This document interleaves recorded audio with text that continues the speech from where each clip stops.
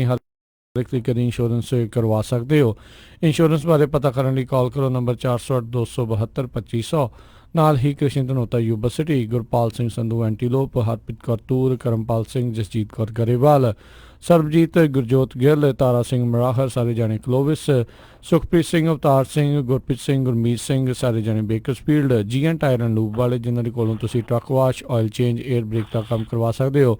ਨਵੇਂ ਪੁਰਾਣੇ ਟਾਇਰ ਵਾਜਿਬ ਕੀਮਤਾਂ ਤੇ ਖਰੀਦ ਸਕਦੇ ਹੋ। ਸੈਂਟਰਨੈਲਾ ਮੰਡੇਰਾ 'ਚ ਲੋਕੇਸ਼ਨ ਨੇ। ਕਾਲ ਨੇ ਮਸਹੋਤਾ 209 277 0113। ਨਾਲ ਹੀ West Coast truck driving school Fresno ਵਾਲੇ, ਜਿਹੜੇ ਕਿ ਤੁਹਾਨੂੰ ਟਰੱਕ ਦਾ ਲਾਇਸੈਂਸ ਵਧੀਆ ਸਿਖਲਾਈ ਦੇ ਕੇ ਘੱਟ ਸਮੇਂ 'ਚ ਲੈਣ 'ਚ ਸਹਾਇਤਾ ਕਰਦੇ ਨੇ। ਕਾਲ ਅਜੀਤ ਅਟਵਾਲ 559 374 4541। ਇਹਨਾਂ ਸਭਨਾਂ ਦਾ ਬਹੁਤ ਬਹੁਤ ਧੰਨਵਾਦ। ਜੇਕਰ ਤੁਸੀਂ ਜਾਂ ਕੋਈ ਹੋਰ ਕਾਰੋਬਾਰ ਇਸ ਪ੍ਰੋਗਰਾਮ ਨੂੰ ਸਪਾਂਸਰ ਕਰਨਾ ਚਾਹੁੰਦੇ ਹੋ, ਸੰਪਰਕ ਕਰ ਸਕਦੇ ਹੋ 408 722 7698 ਦੇ ਉੱਤੇ। ਮਿੰਟੂ ਜੀ, ਗੱਲਬਾਤ ਦਾ ਸਿਲਸਿਲਾ ਕਰਦੇ ਹਾਂ ਸ਼ੁਰੂ। ਭਾਰਤ ਵਿੱਚ ਇੱਕ ਹੋਰ ਅਜਿਹੀ ਘਟਨਾ ਵਾਪਰੀ ਆ। ਹਿੰਸਕ ਭੀੜ ਵੱਲੋਂ ਰਾਮ ਦਾ ਨਾਮ ਦੇ ਉੱਤੇ ਜਿਹੜਾ ਆ ਤਬਰੇਜ਼ ਦੀ ਹੱਤਿਆ ਕੀਤੀ ਹੈ।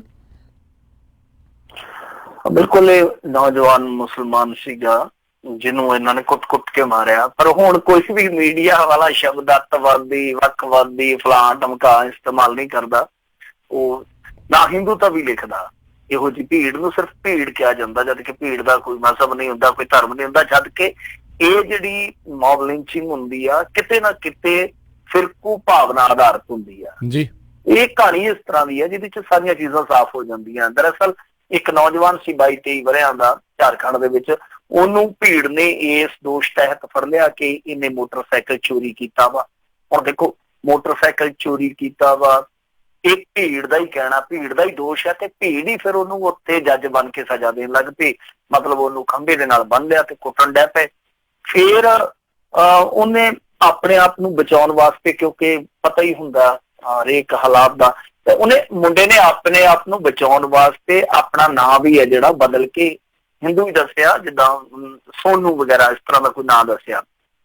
ਪਰ ਉਹਨਾਂ ਨੇ ਯਕੀਨ ਵਾਸਤੇ ਉਹਨੂੰ ਆਖਿਆ ਕਿ ਨਾਰੇ ਲਾ, ਜੈ ਹਨੂਮਾਨ, ਜੈ ਸ਼੍ਰੀ ਰਾਮ, ਪਤਾ ਨਹੀਂ ਕਿਹਾ ਕਿ ਨਾਰੇ ਲਵਾਏ। ਪਰ ਅੰਤ ਦੇ ਵਿੱਚ ਉਹਨੂੰ ਇੰਨਾ ਕੁੱਟਿਆ ਗਿਆ, ਇੰਨਾ ਮਾਰਿਆ ਗਿਆ, ਪੁਲਿਸ ਨੇ ਛਡਾ ਕੇ ਉਹਨੂੰ ਜਦੋਂ ਥਾਣੇ ਖੜਿਆ, ਉੱਥੇ ਉਹਦੀ ਹਾਲਤ ਜਿਹੜੀ ਆ ਵਿਗੜ ਗਈ। ਫਿਰ ਹਸਪਤਾਲ ਖੜਿਆ ਗਿਆ ਜਿੱਥੇ ਉਹਦੀ ਮੌਤ ਹੋ ਗਈ। ਹੁਣ ਇਹ ਵੀ ਇੱਕ ਬੜਾ ਵੱਡਾ ਸਵਾਲ ਹੈ ਕਿ ਪੁਲਿਸ ਜਿਹੜੀ ਆ ਉਹਨੂੰ ਹਸਪਤਾਲ ਲਿਜਾਣ ਦੀ ਥਾਂ ਤੇ ਪਹਿਲਾਂ ਥਾਣੇ ਲਿਜਾਂਦੀ ਹੈ। ਥਾਣੇ ਬੰਦ ਕੀਤਾ, ਹੋ ਸਕਦਾ ਉਹਨਾਂ ਨੇ ਵੀ ਕੁੱਟਿਆ ਹੋਵੇ ਅੱਗੇ ਜਾ ਕੇ, ਇਹ ਵੀ ਤੇ ਹੋ ਸਕਦਾ ਨਾ। ਹੁਣ ਜਿਹੜੇ ਕਰਦੇ ਆ ਰੋਂਦੇ ਪਏ, ਕਰਲਾਉਂਦੇ ਪਏ। 22-23 ਵਰ੍ਹਿਆਂ ਦਾ ਜਿਹੜਾ ਸੀਗਾ ਨੌਜਵਾਨ, ਸ਼ਾਦੀशुदा ਸੀ। ਉਹਦੀ ਬੀਵੀ ਕਹਿੰਦੀ ਹੈ ਕਿ ਹੁਣ ਦੱਸੋ ਮੈਂ ਕਿੱਧਰ ਜਾਵਾਂ ਨਿਆਂ ਵਾਸਤੇ। ਹਾਲੇ 2-3 ਦਿਨ ਹੀ ਹੋਇਆ ਮੇਰੇ ਖਿਆਲ ਦੇ ਨਾਲ ਤੁਹਾਡੇ ਇੱਧਰ ਅਮਰੀਕਾ ਵੱਲੋਂ ਧਾਰਮਿਕ ਆਜ਼ਾਦੀ ਬਾਰੇ ਇੱਕ ਰਿਪੋਰਟ ਛਪੀ ਸੀਗੀ।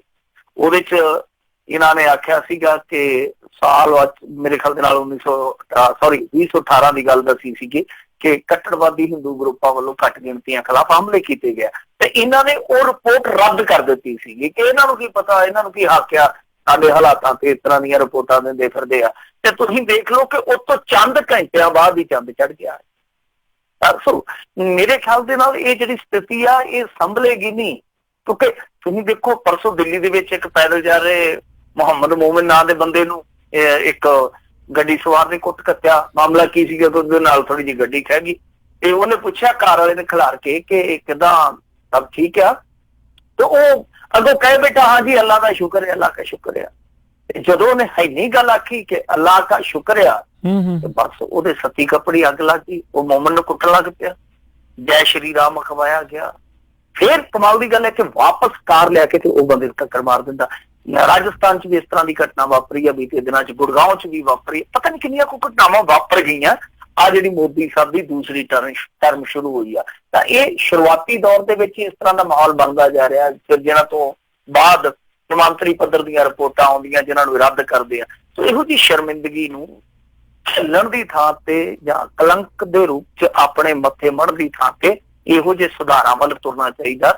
ਲੋਕਾਂ ਨੂੰ ਦਿਖਾਉਣਾ ਚਾਹੀਦਾ, ਲੋਕਾਂ ਨੂੰ ਕਰਕੇ ਵਿਖਾ ਕੇ ਇਹਨਾਂ ਨੂੰ ਥੋੜਾ ਡਰ ਵੀ ਪਾਉਣਾ ਚਾਹੀਦਾ ਕਿ ਦੇਖੋ ਜੇ ਤੁਸੀਂ ਇਸ ਤਰ੍ਹਾਂ ਕਰੋਗੇ, ਕਾਨੂੰਨ ਆਪਣੇ ਹੱਥ ਚ ਲਓਗੇ, ਤਾਂ ਫਿਰ ਕਾਨੂੰਨ ਤੁਹਾਡੇ ਹੱਥ ਬੰਨ ਕੇ ਤੁਹਾਡੇ ਪਿੱਠ ਤੇ ਵੀ ਉਹੀ ਡੰਡੇ ਮਾਰੂ ਜਿਹੜੇ ਤੁਸੀਂ ਦੂਜਿਆਂ ਦੇ ਮਾਰਦੇ ਹੋ।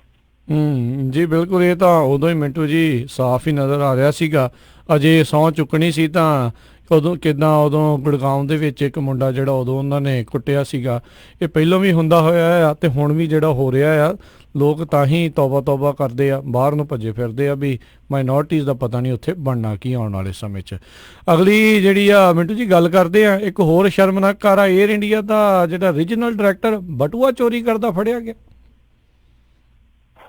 ਲੱਖ ਲਾਹਨਤ ਆ ਇਹਨਾਂ ਦੇ। ਦੇਖੋ ਉਹਦਾ ਆਪਾਂ ਕਹਿ ਦਿੰਦੇ ਆ ਕਿ ਇਹ ਪੜ੍ਹੇ ਲਿਖੇ ਬੜੇ ਆ, ਇਹਨਾਂ ਕੋਲ ਕਿੰਨੀਆਂ ਡਿਗਰੀਆਂ ਹੋਣੀਆਂ। ਇਹ ਜਿਹੜਾ ਸੀਗਾ ਇਹ ਅਫਸਰ ਨਾਲੇ ਪਾਇਲਟ ਵੀ ਸੀਗਾ ਇੰਡੀਆ ਦਾ, ਉੱਥੇ ਸਿਡਨੀ ਦੇ ਵਿੱਚ ਇਹਨੇ ਕਰਤੂਤ ਕੀਤੀ ਆ, ਉੱਥੇ ਫੜਿਆ ਗਿਆ। ਹੁਣ ਉਸ ਤੋਂ ਬਾਅਦ ਇਹਨੂੰ ਸਸਪੈਂਡ ਕਰ ਦਿੱਤਾ ਗਿਆ। ਇਹਦਾ ਨਾਮ ਹੈ ਜਿਹੜਾ ਰੋਹਿਤ ਪਸੀਨ ਆ। ਤੇ ਵੇਖੋ ਕਿੰਨੀ ਤਨਖਾਹ ਹੋਊਗੀ, ਜੇ ਪਾਇਲਟ ਸੀਗਾ, ਰੀਜਨਲ ਡਾਇਰੈਕਟਰ ਵੀ ਸੀਗਾ, ਤਾਂ ਉਹ ਕਿੰਨੀ ਤਨਖਾਹ ਰੱਖਦਾ ਹੋਊਗਾ। ਤੇ ਉੱਥੇ ਮਰਿਆ ਕਾਹਦੇ ਤੇ, ਇੱਕ ਖਾਲੀ ਬਟੂਏ ਤੇ, ਵਿੱਚ ਵੀ ਕੁਛ ਨਹੀਂ। ਜੇ ਵਿੱਚ ਵੀ ਹੋਵੇ ਤੇ ਬੰਦਾ ਕਹਿ ਦਿੰਦਾ ਚਲੋ ਕਿਤੇ ਤੰਗੀ ਫੰਗੀ ਆ ਗਈ, ਬੰਦਾ ਇਸ ਤਰ੍ਹਾਂ ਦਾ ਕੰਮ ਕਰਦਾ, ਮੁੱਠ ਲਾ ਲੈਂਦਾ, ਕਿਤੇ ਨਾ ਕਿਤੇ ਮਨ ਜਿਹੜਾ ਉਹ ਫਿਰ ਭੜਕ ਵੀ ਜਾਂਦਾ ਬੰਦੇ ਦਾ। ਪਰ ਆਹ ਕੀ ਗੱਲ ਹੈ ਕਿ ਖਾਲੀ ਬਟੂਏ ਤੇ ਉਹਨੇ ਹੱਥ ਸਾਫ਼ ਕਰ ਦਿੱਤਾ, ਫਿਰ ਮੁੜ ਕੇ ਉਹਦਾ ਹੱਥ ਜਿਹੜਾ ਫੜਿਆ ਗਿਆ। ਉਹ ਇਹ ਲਗਾਤਾਰ ਦੂਸਰੀ ਸ਼ਰਮਿੰਦਗੀ ਆ ਮੇਰੇ ਖਿਆਲ ਦੇ ਨਾਲ। ਥੋੜੇ ਦਿਨ ਪਹਿਲਾਂ ਸਾਡੇ ਇੱਥੇ ਇੱਕ ਰੌਲਾ ਪੈ ਗਿਆ, ਇਸ 에ਅਰਲਾਈਨਸ ਦੇ ਜਿਹੜੇ ਸੀਗੇ ਪਾਇਲਟ, ਉਹਨੇ ਇੱਕ ਨੇ ਕਹਿ ਦਿੱਤਾ ਕਰੂ ਮੈਂਬਰ ਨੂੰ ਕਿ ਆ ਮੇਰਾ ਟਿਫਨ ਆਇਆ, ਘਰੋਂ ਮੈਂ ਰੋਟੀ ਖਾਧੀ ਹੈ ਜਾਂ ਧੋ ਕੇ ਲਿਆ। ਉਹਦੇ ਰੌਲਾ ਪੈ ਗਿਆ, ਕਰੂ ਮੈਂਬਰ ਕਹਿੰਦੇ ਕਿ ਅਸੀਂ ਕਾਹਤੋਂ ਧੋਈਏ, ਝੂਠ ਤੇਰੀ, ਅਸੀਂ ਕਾਹਤੋਂ ਧੋਈਏ, ਔਰ ਖਾਣਾ ਤੋਂ ਆਪਣੇ ਘਰੋਂ ਮੰਗਾ ਰਿਹਾ। ਫਿਰ ਉਹਦੀ ਵੀ ਬੜੀ ਲੱਖੀ ਲਾਈ ਕੀਤੀ ਗਈ, ਇੱਥੋਂ ਤੱਕ ਕਿ ਟਿਫਨ ਲਿਜਾਣ ਤੇ ਪਾਬੰਦੀ ਲਾ ਦਿੱਤੀ ਗਈ ਕਿ ਕੋਈ ਵੀ ਪਾਇਲਟ ਹੈ ਜਿਹੜਾ ਉਹ ਟਿਫਨ ਨਹੀਂ ਖੜੂਗਾ। ਇਹੋ ਜਿਹੇ ਹਾਲਾਤ ਆ, ਇਹੋ ਜਿਹੀ ਸਾਡੀ ਇੱਥੋਂ ਦੀ ਆਪਣੀ ਬਣੀ ਪਈ ਹੈ, ਜਿਹਦੇ ਨਾਲ ਪੂਰੇ ਸੰਸਾਰ ਦੇ ਵਿੱਚ ਸਿਰ 'ਚ ਖੇਹ ਪੈਂਦੀ ਆ। ਥੋੜਾ ਸਮਾਂ ਪਹਿਲਾਂ ਤੁਹਾਨੂੰ ਇੱਕ ਕਾਂਡ ਬੜਾ ਤਗੜਾ ਯਾਦ ਹੋਣਾ, ਔਰ ਇਹ ਕਰਦੇ ਵੀ ਜਿਹੜੇ ਆ ਨਾ ਵੱਖੋ ਵੱਖਰੇ ਦੇਸ਼ਾਂ 'ਚ ਕਰਦੇ, ਕੋਈ ਇੰਡੀਆ 'ਚ ਕਰ ਦਿੰਦਾ, ਕੋਈ ਆਸਟ੍ਰੇਲੀਆ 'ਚ ਕਰ ਦਿੰਦਾ। ਪਿੱਛੇ ਜੇ ਸਾਡੇ ਕੁਛ ਪੱਤਰਕਾਰ ਗਏ ਸੀਗੇ UK ਦੇ ਵਿੱਚ ਇੱਕ ਮੁੱਖ ਮੰਤਰੀ ਦੇ ਨਾਲ, ਤੇ ਉੱਥੋਂ ਚਮਚੇ ਚੋਰੀ ਕਰਦੇ ਫੜੇ ਗਏ ਸੀ। ਸੋਨੇ ਦੇ ਚਮਚੇ ਹੀ ਕਿਤੇ, ਹੁਣ ਗਲਤੀ ਤਾਂ ਅਗਲਿਆਂ ਦੀ ਆ ਕਿ ਸੋਨੇ ਦੇ ਚਮਚਿਆਂ ਦੇ ਕਾਬਲ ਹੈਗੇ ਆ, ਇਹਦੇ ਚਾਂਦੀ ਦੇ ਚਮਚਿਆਂ ਦੇ ਕਾਬਲ ਨਹੀਂ ਹੈਗੇ, ਤਾਂ ਉਹਨਾਂ ਦੇ ਮੋਹਰੇ ਰੱਖ ਦਿੱਤੇ ਤੇ ਉਹਨਾਂ ਨੇ ਟੰਗ ਲਏ, ਅੜੁੰਗ ਲਏ। ਜਦੋਂ CCTV ਕੈਮਰੇ ਦੇ ਵਿੱਚ ਕੈਦ ਹੋ ਗਏ, ਕਿੰਨੀ ਨਮੋਸ਼ੀ ਹੋਈ ਸੀ ਉਸ ਟਾਈਮ। ਉਹ ਕਹਿਣ ਦਾ ਮਤਲਬ ਇਹੋ ਆ ਕਿ ਇਹੋ ਜਿਹੀ ਸ਼ਰਮਿੰਦਗੀ ਜਿਹੜੀ ਆ ਉਹ ਬਹੁਤ ਹੱਦ ਤੱਕ ਜਿਹੜੀ ਆ ਮੁਲਕ ਦੇ ਮੱਥੇ ਤੇ ਮੜੀ ਜਾਂਦੀ ਆ। ਤਾਂ ਇਹ ਜਿਹੜੇ ਲੋਕ ਹੁੰਦੇ ਆ, ਇੱਕ ਤਰ੍ਹਾਂ ਨਾਲ ਕਹਿ ਲਈਏ ਕਿ ਜਿਹੜੇ ਦੂਸਰੇ ਦੇਸ਼ 'ਚ ਜਾਂਦੇ, ਚਾਹੇ ਕੋਈ ਵਿਜ਼ਟਰ ਆ, ਚਾਹੇ ਕੋਈ ਸਟੂਡੈਂਟ ਵੀਜ਼ੇ ਤੇ ਜਾਂਦਾ, ਚਾਹੇ ਕੋਈ ਇਸ ਤਰ੍ਹਾਂ ਪੇਸ਼ੇਵਾਰਤਾ ਕਰਕੇ ਜਾਂਦਾ, ਉਹ ਬੰਦਾ ਆਪਣੇ ਦੇਸ਼ ਦਾ, ਆਪਣੇ ਕੌਮ ਦਾ ਇੱਕ ਤਰ੍ਹਾਂ ਨਾਲ ਕਹੀਏ ਦੂਤ ਹੁੰਦਾ ਦੂਸਰੇ ਮੁਲਕ। ਤੇ ਇਹੋ ਜਿਹੇ ਦੂਤ ਆ, ਫਿਰ ਤੇ ਭਾਈ ਰੱਬ ਹੀ ਰੱਖਾ, ਇੱਥੇ ਰਾਜਦੂਤ ਬਣੇ ਪਏ ਪੂਰੇ, ਧੂਆਂ ਹੀ ਮਰੀ ਜਾਂਦੇ ਆ। ਜੀ ਜੀ ਜੀ। ਅਗਲੀ ਮਿੰਟੂ ਜੀ ਗੱਲ ਕਰਦੇ, ਮਾਰੇ ਗਏ ਜਿਹੜਾ ਸਾਧ ਵਾਲੇ ਦਾ ਜਿਹੜਾ ਪ੍ਰੇਮੀ ਆ, ਕਹਿੰਦੇ ਉਹਦੇ ਵੱਲੋਂ ਉਸ ਦਾ ਸੰਸਕਾਰ ਤਾਂ ਹੋ ਗਿਆ, ਸਰਕਾਰ ਨੇ ਸਿੱਟ ਵੀ ਬਣਾਤੀ। ਹਾਂ ਦੇਖੋ, ਇਹਨਾਂ ਦੀਆਂ ਜੋ ਕੁਝ ਮੰਗਾਂ ਸੀਗੀਆਂ ਉਹ ਇਹਨਾਂ ਨੇ ਮੰਨ ਲਈਆਂ। ਤਾਂ ਇਹਦੇ ਵਿੱਚ ਕੀ ਆ ਕਿ ADGP ਦੇ ਆਧਾਰ ਤੇ ਇਹਨਾਂ ਨੇ ਇੱਕ ਬਣਾਈ ਆ ਸਿੱਟ, ਉਹਦੇ ਵਿੱਚ ਮੇਰੇ ਖਿਆਲ ਦੇ ਨਾਲ 2 IG ਹੋਊਗੇ, ਇੱਕ ADGP ਹੋਊਗਾ। ਤਾਂ ਇਹਨਾਂ ਨੇ ਜਾਂਚ ਪੜਤਾਲ ਕਰਨੀ ਆ, ਔਰ ਇਹਦੇ ਵਿੱਚ ਮੇਰੇ ਖਿਆਲ ਦੇ ਨਾਲ 3 ਦਿਨ ਦਾ ਵਕਫਾ ਰੱਖਿਆ ਗਿਆ। ਕੈਪਟਨ ਅਮਰਿੰਦਰ ਸਿੰਘ ਨੇ ਉਹਨੇ ਟਵੀਟ ਕੀਤਾ, ਮੈਨੂੰ ਪੂਰਾ ਚੇਤੇ ਨਹੀਂ ਹੈ, ਉਹਦੇ ਵਿੱਚ ਉਹਨੇ ਕਿਹਾ ਕਿ 3 ਦਿਨਾਂ ਦੇ ਵਿੱਚ ਇਹ ਜਾਂਚ ਪੜਤਾਲ ਦੀ ਸਾਰੀ ਰਿਪੋਰਟ ਜਿਹੜੀ ਉਹ ਮੇਰੇ ਤੱਕ ਪਹੁੰਚੂਗੀ, ਅਸੀਂ ਜੋ ਕਾਤਲ ਹੈ ਉਹਨਾਂ ਦੇ ਖਿਲਾਫ ਕਰੜੀ ਕਾਰਵਾਈ ਕਰਾਂਗੇ। ਸੋ ਇਸ ਤਰ੍ਹਾਂ ਦਾ ਸੰਦੇਸ਼ ਆਇਆ। ਤਾਂ ਉਸ ਤੋਂ ਬਾਅਦ ਫਿਰ ਬਿੱਟੂ ਦਾ ਸੰਸਕਾਰ ਹੋ ਗਿਆ ਸ਼ਾਮੀ। ਪਹਿਲਾਂ ਇਹ ਅੜੇ ਹੋਏ ਸੀ ਕਿ ਜਿਸ ਤਰੀਕੇ ਦੇ ਨਾਲ ਉੱਥੇ ਜਮਾਵੜਾ ਹੋ ਗਿਆ ਸੀ ਪ੍ਰੇਮੀਆਂ ਦਾ, ਪੰਜਾਬ ਭਰ ਦੇ ਵਿੱਚ ਅਲਰਟ ਸੀਗਾ, ਖਾਸ ਤੌਰ ਤੇ ਮਾਲਵੇ ਦੇ ਵਿੱਚ ਬੜੀ ਹਿਲਜੋਲ ਸੀਗੀ। ਲੋਕ ਥੋੜੇ ਜਿਹੇ ਦਹਿਲੇ ਪਏ ਸੀਗੇ, ਡਰੇ ਪਏ ਸੀਗੇ ਕਿ ਕਿਤੇ ਪੰਚਕੂਲੇ ਵਾਲਾ ਕਾਂਡ ਆ ਜਿਹੜਾ ਉਹ ਕਿਤੇ ਸਾਡੇ ਇੱਥੇ ਕੋਟਕਪੂਰੇ ਦੇ ਵਿੱਚ ਫੇਰ ਨਾ ਵਾਪਰ ਜਾਵੇ। ਔਰ ਕੋਟਕਪੂਰੇ ਦੇ ਵਿੱਚ ਤੁਹਾਨੂੰ ਪਤਾ ਹੀ ਆ ਕਿ ਕੀ ਕੁਛ ਵਾਪਰਿਆ। ਬੈਦਲ ਵੀ ਇੱਥੇ ਨਾਲ ਹੀ ਆ, ਪਰ ਬਰਗਾੜੀ ਵੀ ਇੱਥੇ ਨੇੜੇ ਆ, ਕੋਟਕਪੂਰੇ ਦੇ ਵਿੱਚ ਵੀ ਲਾਠੀਚਾਰਜ ਹੋਇਆ ਸੀਗਾ। ਸੋ ਲੋਕ ਕਾਫੀ ਧੁੜਕੂ ਚ ਸੀਗੇ ਕਿ ਕੀ ਹੋਊਗਾ। ਪਰ ਐਨ ਮੌਕੇ ਤੇ ਕਹਿ ਲਈਏ ਕਿ ਸਰਕਾਰ ਨੇ ਸਿਆਣਪ ਵਰਤੀ ਆ, ਕੁਛ ਹੱਦ ਤੱਕ ਇਹਨਾਂ ਦੇ ਨਾਲ ਗੱਲਬਾਤ ਕੀਤੀ, ਫਿਰ ਉਸ ਤੋਂ ਬਾਅਦ ਚਲੋ ਵਿਚਾਲੜਾ ਰਸਤਾ ਜਿਹੜਾ ਉਹ ਕੱਢਿਆ ਵਾ ਇਹਨਾਂ ਨੇ। ਤਾਂ ਉਹਦੇ ਵਿੱਚ ਹੁਣ ਇੱਕ ਵੱਡੀ ਮੰਗ ਇਹਨਾਂ ਨੇ ਰੱਖੀ ਸੀਗੀ, ਉਹ ਨਹੀਂ ਮੰਨੀ ਗਈ। ਵੱਡੀ ਮੰਗ ਕੀ ਸੀਗੀ? ਪ੍ਰੇਮੀ ਕਹਿੰਦੇ ਹਨ ਕਿ ਸੰਸਕਾਰ ਅਸੀਂ ਤਦ ਕਰਨਾ ਜਦ ਸਾਨੂੰ ਇਹ ਭਰੋਸਾ ਮਿਲੂਗਾ ਕਿ ਸਾਰੇ ਪ੍ਰੇਮੀਆਂ ਦੇ ਖਿਲਾਫ ਜੋ ਬੇਅਦਬੀ ਦੇ ਕੇਸ ਚੱਲਦੇ ਆ ਉਹ ਸਾਰੇ ਰੱਦ ਹੋਣਗੇ, ਤਦ ਅਸੀਂ ਇਹ ਸੰਸਕਾਰ ਕਰਾਂਗੇ। ਪਰ ਇਹਨਾਂ ਨੇ ਸਿੱਧੇ ਤੌਰ ਤੇ ਨਾ ਆਖਿਆ ਕਿ ਦੇਖੋ ਸਾਰੇ ਮਾਮਲੇ ਜਿਹੜੇ ਆ ਉਹ ਆ ਕੋਰਟ ਦੇ ਵਿੱਚ ਪੈਂਡਿੰਗ। ਜਿਹੜੇ ਮਾਮਲੇ ਕੋਰਟ ਦੇ ਵਿੱਚ ਪੈਂਡਿੰਗ ਆ ਉਹ ਅਸੀਂ ਕਿਸ ਤਰ੍ਹਾਂ ਰੱਦ ਕਰ ਸਕਦੇ ਆ? ਇਹਦੇ ਵਿੱਚ ਇਹ ਹੋ ਸਕਦਾ ਕਿ ਅੰਦਰ ਖਾਤੇ ਕਹਿ ਦਿੱਤਾ ਹੋਵੇ ਕਿ ਕੋਈ ਗੱਲ ਨਹੀਂ ਹੈ, ਕਿ ਕੋਰਟ ਦੇ ਵਿੱਚੋਂ ਵੀ ਕਰਵਾ ਲਾਂਗੇ, ਰਸਤੇ ਹੁੰਦੇ ਆ। ਔਰ ਇਹਦਾ ਇੱਕ ਸੰਕੇਤ ਵੀ ਬੜਾ ਗਜ਼ਬ ਦਾ ਮਿਲਿਆ। ਕੁਛ ਲੋਕ ਜਿਹੜੇ ਆ ਉਹ ਇਸ ਬਹਿਸ ਦੇ ਵਿੱਚ ਉਲਝੇ ਹੋਏ ਆ ਕਿ ਜੀ ਠੀਕ ਕੀਤਾ ਉਹਨਾਂ ਨੇ ਜਿਨ੍ਹਾਂ ਨੇ ਮਾਰਿਆ। ਕੁਛ ਲੋਕ ਇਸ ਪੱਖ 'ਚ ਵੀ ਖੜੇ ਆ, ਸਿੱਖ ਕਮਿਊਨਿਟੀ 'ਚ ਵੀ ਖੜੇ ਆ ਕਿ ਨਹੀਂ ਇਹ ਬਹੁਤ ਵੱਡਾ ਸਬੂਤ ਸੀਗਾ, ਇਹ ਬੰਦਾ ਮਰਨਾ ਨਹੀਂ ਸੀ ਚਾਹੀਦਾ। ਉਹ ਬਹਿਸ ਜਿਹੜੀ ਆ ਉਹ ਅਲੱਗ ਚੱਲੀ ਜਾਂਦੀ ਆ। ਪਰ ਇੱਕ ਬਿਆਨ ਹੈ ਜਿਹੜਾ ਸੁਖਜਿੰਦਰ ਸਿੰਘ ਰੰਧਾਵਾ ਦਾ, ਜਿਹੜਾ ਕਿ ਖਾਸ ਤੌਰ ਤੇ ਬੇਅਦਬੀ ਦੇ ਮਾਮਲਿਆਂ 'ਚ ਰੁਚੀ ਰੱਖਦਾ ਰਿਹਾ ਔਰ ਬੜਾ ਬੇਬਾਕ ਹੋ ਕੇ ਬੋਲਦਾ ਰਿਹਾ ਅਕਾਲੀਆਂ ਦੇ ਵਿਰੁੱਧ। ਤਾਂ ਸੁਖਜਿੰਦਰ ਸਿੰਘ ਰੰਧਾਵਾ ਦਾ ਚਿਹਰਾ ਉਤਰਿਆ ਗਿਆ ਸੀਗਾ ਜਦੋਂ ਉਹ ਮੁਖਾਤਬ ਹੋਣ ਡਿਆ ਸੀਗਾ ਪੱਤਰਕਾਰਾਂ ਦੇ। ਉਹਨੇ ਆਖਿਆ ਕਿ ਇਹਦੀ ਮੌਤ ਨਾਲ ਬੇਅਦਬੀ ਦੇ ਮਾਮਲਿਆਂ ਤੇ ਡੂੰਘਾ ਅਸਰ ਪਊਗਾ। ਹੁਣ ਇਹ ਤੁਸੀਂ ਵੇਖ ਲਓ ਕਿ ਸੁਖਜਿੰਦਰ ਸਿੰਘ ਰੰਧਾਵਾ ਇਹ ਕਹਿੰਦਾ ਕਿ ਬਿੱਟੂ ਦੀ ਮੌਤ ਦਾ ਬੇਅਦਬੀ ਮਾਮਲੇ ਦੀ ਜਾਂਚ ਤੇ ਡੂੰਘਾ ਅਸਰ ਪਊਗਾ। ਡੂੰਘਾ ਅਸਰ ਹੁਣ ਇੱਕ ਡੂੰਘਾ ਸੰਕੇਤ ਰੱਖਦਾ ਜੋ ਇਹ ਬਿਆਨ ਹੈ ਇਹਨਾਂ ਦਾ। ਡੂੰਘਾ ਸੰਕੇਤ ਕੀ ਰੱਖਦਾ ਕਿ ਦੇਖੋ ਇਹ ਜਿਹੜਾ ਬਿੱਟੂ ਸੀਗਾ ਇਹਨੇ ਦੱਸਦੇ ਆ ਕਿ ਇਕਬਾਲੀਆ ਬਿਆਨ ਦਿੱਤਾ ਹੋਇਆ ਜੱਜ ਦੇ ਸਾਹਮਣੇ। ਉਹ ਜਿਹੜਾ ਇਕਬਾਲੀਆ ਬਿਆਨ ਹੈ, ਜਿਹੜਾ ਇਕਬਾਲੀਆ ਬਿਆਨ ਹੈ ਪੁੱਤਦਾ ਨਹੀਂ ਹੁੰਦਾ, ਬਾਅਦ ਦੇ ਵਿੱਚ ਜਿਹੜਾ ਮੈਜਿਸਟ੍ਰੇਟ ਦੇ ਸਾਹਮਣੇ ਹੋਇਆ ਤਾਂ ਉਹਦੇ ਵਿੱਚ ਉਹਨੇ ਆਪਣੇ ਆਪ ਨੂੰ ਜ਼ਿੰਮੇਵਾਰ ਦੱਸਿਆ ਕਿ ਮੈਂ ਜ਼ਿੰਮੇਵਾਰ ਹਾਂ। ਜਿਹੜੀ ਹੁਣ ਤੱਕ ਅੰਦਰੋਂ ਗੱਲ ਨਿਕਲੀ ਆ ਉਹ ਬਿਆਨ ਦੀ ਕਾਪੀ ਹਾਲੇ ਤੱਕ ਕਿਸੇ ਕੋਲ ਨਹੀਂ ਹੈ। ਮੀਡੀਆ ਨੇ ਦਾਅਵੇ ਕੀਤੇ ਆ ਕਿ ਇਸ ਤਰ੍ਹਾਂ ਦਾ ਬਿਆਨ ਜਿਹੜਾ ਇਕਬਾਲੀਆ ਬਿਆਨ ਇਹਦਾ, ਸ਼ਾਇਦ ਇਹਨਾਂ ਨੂੰ ਇਹੀ ਗੱਲ ਲੱਗਦੀ ਆ ਕਿ ਉਹ ਤੇ ਇੱਕ ਤਰ੍ਹਾਂ ਨਾਲ ਕਹਿ ਲਈਏ ਕਿ ਜਿਹੜੇ ਉਤੋਂ ਗਾਹ ਵਾਲੇ ਸੀਗੇ ਉਹਨਾਂ ਨੂੰ ਬਚਾ ਗਿਆ। ਜੇ ਮੰਨ ਲਓ ਉਹ ਜਿਉਂਦਾ ਰਹਿੰਦਾ ਤੇ ਸ਼ਾਇਦ ਕੁਛ ਹੱਦ ਤੱਕ ਸੰਭਾਵਨਾ ਸੀਗੀ, ਪਰ ਹੁਣ ਕਿਉਂਕਿ ਮਰ ਗਿਆ ਉਹਦਾ ਜਿਹੜਾ ਇਕਬਾਲੀਆ ਬਿਆਨ ਆ ਸ਼ਾਇਦ ਉਹਦੇ ਆਧਾਰ ਤੇ ਦੂਸਰੇ ਵੀ ਜਿਹੜੇ ਨਾਲ ਦੇ ਆ ਉਹ ਬਰੀ ਹੋ ਸਕਦੇ ਆ ਜਾਂ ਉਹਨਾਂ ਦੇ ਕੇਸ ਕਮਜ਼ੋਰ ਹੋ ਸਕਦੇ ਆ ਕਿ ਇਹਨੇ ਆਪਣੇ ਸਿਰ ਤੇ ਬਿਲਾ ਲਿਆ। ਸ਼ਾਇਦ ਇਹ ਸੋਚਿਆ ਜਾ ਰਿਹਾ ਸੁਖਜਿੰਦਰ ਸਿੰਘ ਰੰਧਾਵਾ ਦਾ ਬਿਆਨ ਮੈਨੂੰ ਨਹੀਂ ਪਤਾ ਕਿਸ ਸੰਦਰਭ ਚ ਕਿਸ ਪਰਪੇਖ ਚ ਸੀਗਾ, ਪਰ ਸੰਕੇਤ ਇਹੋ ਹੀ ਆ ਕਿ ਜੋ ਬਿੱਟੂ ਦਾ ਇਕਬਾਲੀਆ ਬਿਆਨ ਸੀਗਾ ਕਿਤੇ ਨਾ ਕਿਤੇ ਉਹਦੇ ਨਾਲ ਹੀ ਬਿਆਨ ਜਿਹੜਾ ਉਹ ਕਨੈਕਟ ਕਰਦਾ ਸੀ। ਜੀ ਜੀ ਜੀ ਅਗਲੀ ਜਿਹੜੀ ਗੱਲ ਕਰਦੇ ਕਹਿੰਦੇ ਫਰਜ਼ੀ ਪੁਲਿਸ ਮੁਕਾਬਲੇ ਦੇ ਦੋਸ਼ੀਆਂ ਦੀ ਮਾਫੀ ਖਿਲਾਫ ਹਾਈ ਕੋਰਟ ਦੇ ਵਿੱਚ ਪਟੀਸ਼ਨ ਦਾਖਲ। ਵੇਖੋ ਇਹ ਜਿਹੜੀ ਪਟੀਸ਼ਨ ਗਈ ਆ ਉਹਦਾ ਹਿੰਦੂ ਮੁਸਲਮਾਨ ਸਿੱਖ ਹਿੰਦੂ ਬਹੁਤ ਰੌਲੇ ਪੈਂਦੇ ਆ। ਜਿਹੜੀ ਇਹ ਪਟੀਸ਼ਨ ਪਾਈ ਗਈ ਆ ਉਹ ਪਾਈ ਗਈ ਆ ਇੱਕ ਹਿੰਦੂ ਨਾਮ ਦੇ ਜਿਹੜੇ ਵਕੀਲ ਆ ਐਚ.ਸੀ. ਅਰੋੜਾ, ਜਿਨ੍ਹਾਂ ਦਾ ਨਾਮ ਆਪਾਂ ਅਕਸਰ ਸੁਣਦੇ ਆ। ਤਾਂ ਉਹਨਾਂ ਨੇ ਇਹ ਪਟੀਸ਼ਨ ਪਾਈ। ਉਹਨਾਂ ਨੇ ਇੱਕ ਭਾਵੁਕ ਕਵਿਤਾ ਵੀ ਲਿਖੀ ਆ ਇਸ ਵਿਸ਼ੇ ਤੇ। ਉਹ ਬੜਾ ਸਮਾਜ ਸੇਵੀ ਦਾ ਕੰਮ ਕਰਦੇ ਆ, ਬਹੁਤ ਪਬਲਿਕ ਇੰਟਰਸਟ ਦੀਆਂ ਉਹ ਪਟੀਸ਼ਨਾਂ ਵੀ ਦਾਖਲ ਕਰਦੇ ਆ, ਬਹੁਤ ਬਿਹਤਰੀਨ ਇਨਸਾਨ ਆ। ਤਾਂ ਉਹਨਾਂ ਨੇ ਪਟੀਸ਼ਨ ਪਾਈ ਆ। ਇਸ ਪਟੀਸ਼ਨ ਤੋਂ ਪਹਿਲਾਂ ਜੇ ਆਪਾਂ ਰਾਜਨੀਤਿਕ ਪੱਖ ਦੀ ਗੱਲ ਕਰ ਲਈਏ ਉਹ ਮੁੱਦਾ ਵੀ ਇੱਥੇ ਭਖਿਆ ਪਿਆ ਕਿਉਂਕਿ ਸੁਖਬੀਰ ਸਿੰਘ ਬਾਦਲ ਨੇ ਚੈਲੰਜ ਕਰ ਦਿੱਤਾ ਕਾਂਗਰਸ ਦੀ ਗਵਰਨਮੈਂਟ ਨੂੰ ਕਿ ਜੇ ਸਾਡੇ ਰਾਜ ਦੇ ਵਿੱਚ ਇਹ ਫਾਈਲ ਤੁਰੀ ਆ ਤੇ ਤੁਸੀਂ ਸਬੂਤ ਜਿਹੜੇ ਆ ਉਹ ਜਨਤਕ ਕਰੋ, ਸਾਨੂੰ ਇਸ ਤਰ੍ਹਾਂ ਬਦਨਾਮ ਨਾ ਕਰੋ, ਰੁਸਵਾ ਨਾ ਕਰੋ ਜਹਾਂ ਮੇਂ। ਸੋ ਉਹ ਕਹਿੰਦੇ ਆ ਕਿ ਜੇ ਕੋਈ ਫਾਈਲ ਇਸ ਤਰ੍ਹਾਂ ਸਾਡੇ ਕਾਰਜਕਾਲ ਚ ਤੁਰੀ ਆ ਤੇ ਫਿਰ ਸਬੂਤ ਜਿਹੜੇ ਆ ਲੋਕਾਂ ਚ ਰੱਖੋ। ਇਹ ਕਹਿੰਦੇ ਆ ਕਿ ਨਹੀਂ ਜੀ ਅਸੀਂ ਤੇ ਸਿਰਫ ਫਾਈਲ ਜਿਹੜੀ ਸੀਗੀ ਉਹ ਸੌਂਪੀ ਸੀਗੀ ਰਾਜਪਾਲ ਨੂੰ, ਖੇਡ ਅਸਲੀ ਪਿਛਲੀ ਸਰਕਾਰ ਦੇ ਕਾਰਜਕਾਲ ਚ ਖੇਡੀ ਗਈ ਆ। ਹੁਣ ਦੋਨੇ ਯਾਨੀ ਇੱਕ ਦੇ ਗੱਲ ਚੋਂ ਲਾ ਕੇ ਦੂਸਰੇ ਦੇ ਗੱਲ ਚ ਪਾਉਣ ਵਾਲੀ ਗੱਲ ਕਰਦੇ ਪਏ ਆ। ਤਾਂ ਇਹ ਮਾਮਲਾ ਜਿਹੜਾ ਹੁਣ ਇਸ ਕਰਕੇ ਕੋਰਟ ਦੇ ਵਿੱਚ ਗਿਆ ਕਿਉਂਕਿ ਮਾਫੀ ਮਿਲਦਾ ਇੱਥੇ ਅਰਥ ਇੱਕ ਹੋਰ ਵੀ ਆ। ਹੁਣ ਦੇਖੋ ਜਿੱਦਾਂ ਸਧਾਰਨ ਕੋਈ ਸਜ਼ਾ ਯਾਫਤਾ ਆਦਮੀ ਆ ਮੇਰੇ ਵਰਗਾ, ਤਾਂ ਜਦੋਂ ਉਹ ਸਜ਼ਾ ਕੱਟ ਕੇ ਆ ਜਾਂਦਾ ਤਾਂ ਕਾਨੂੰਨ ਕੋਈ ਰਿਆਇਤ ਨਹੀਂ ਦਿੰਦਾ ਉਹਨੂੰ, ਚੋਣ ਨਹੀਂ ਲੜ ਸਕਦਾ, ਉਹ ਅਸਲਾ ਲਾਇਸੈਂਸ ਨਹੀਂ ਬਣਾ ਸਕਦਾ, ਇੱਥੋਂ ਤੱਕ ਕਿ ਪਾਸਪੋਰਟ ਬਣਾਉਣ ਵਿੱਚ ਵੀ ਬਹੁਤ ਜ਼ਿਆਦਾ ਖੱਜਲ ਖੁਆਰੀ ਆਉਂਦੀ ਹੈ। ਤਾਂ ਇੱਥੇ ਕੀ ਆ ਕਿ ਇਹਨਾਂ ਨੂੰ ਮਾਫੀ ਦੇਣ ਦਾ ਮਤਲਬ ਇਹ ਆ ਕਿ ਇਹ ਕਦੇ ਮੰਨਿਆ ਹੀ ਨਹੀਂ ਜਾਊਗਾ ਕਿ ਇਹਨਾਂ ਨੂੰ ਸਜ਼ਾ ਹੋਈ ਆ। ਇਹ ਨੌਕਰੀ ਤੇ ਚੜ ਜਾਣਗੇ, ਸਾਰੇ ਲਾਭ ਲੈ ਜਾਣਗੇ, ਸਾਰੀਆਂ ਤਰੱਕੀਆਂ ਲੈ ਜਾਣਗੇ।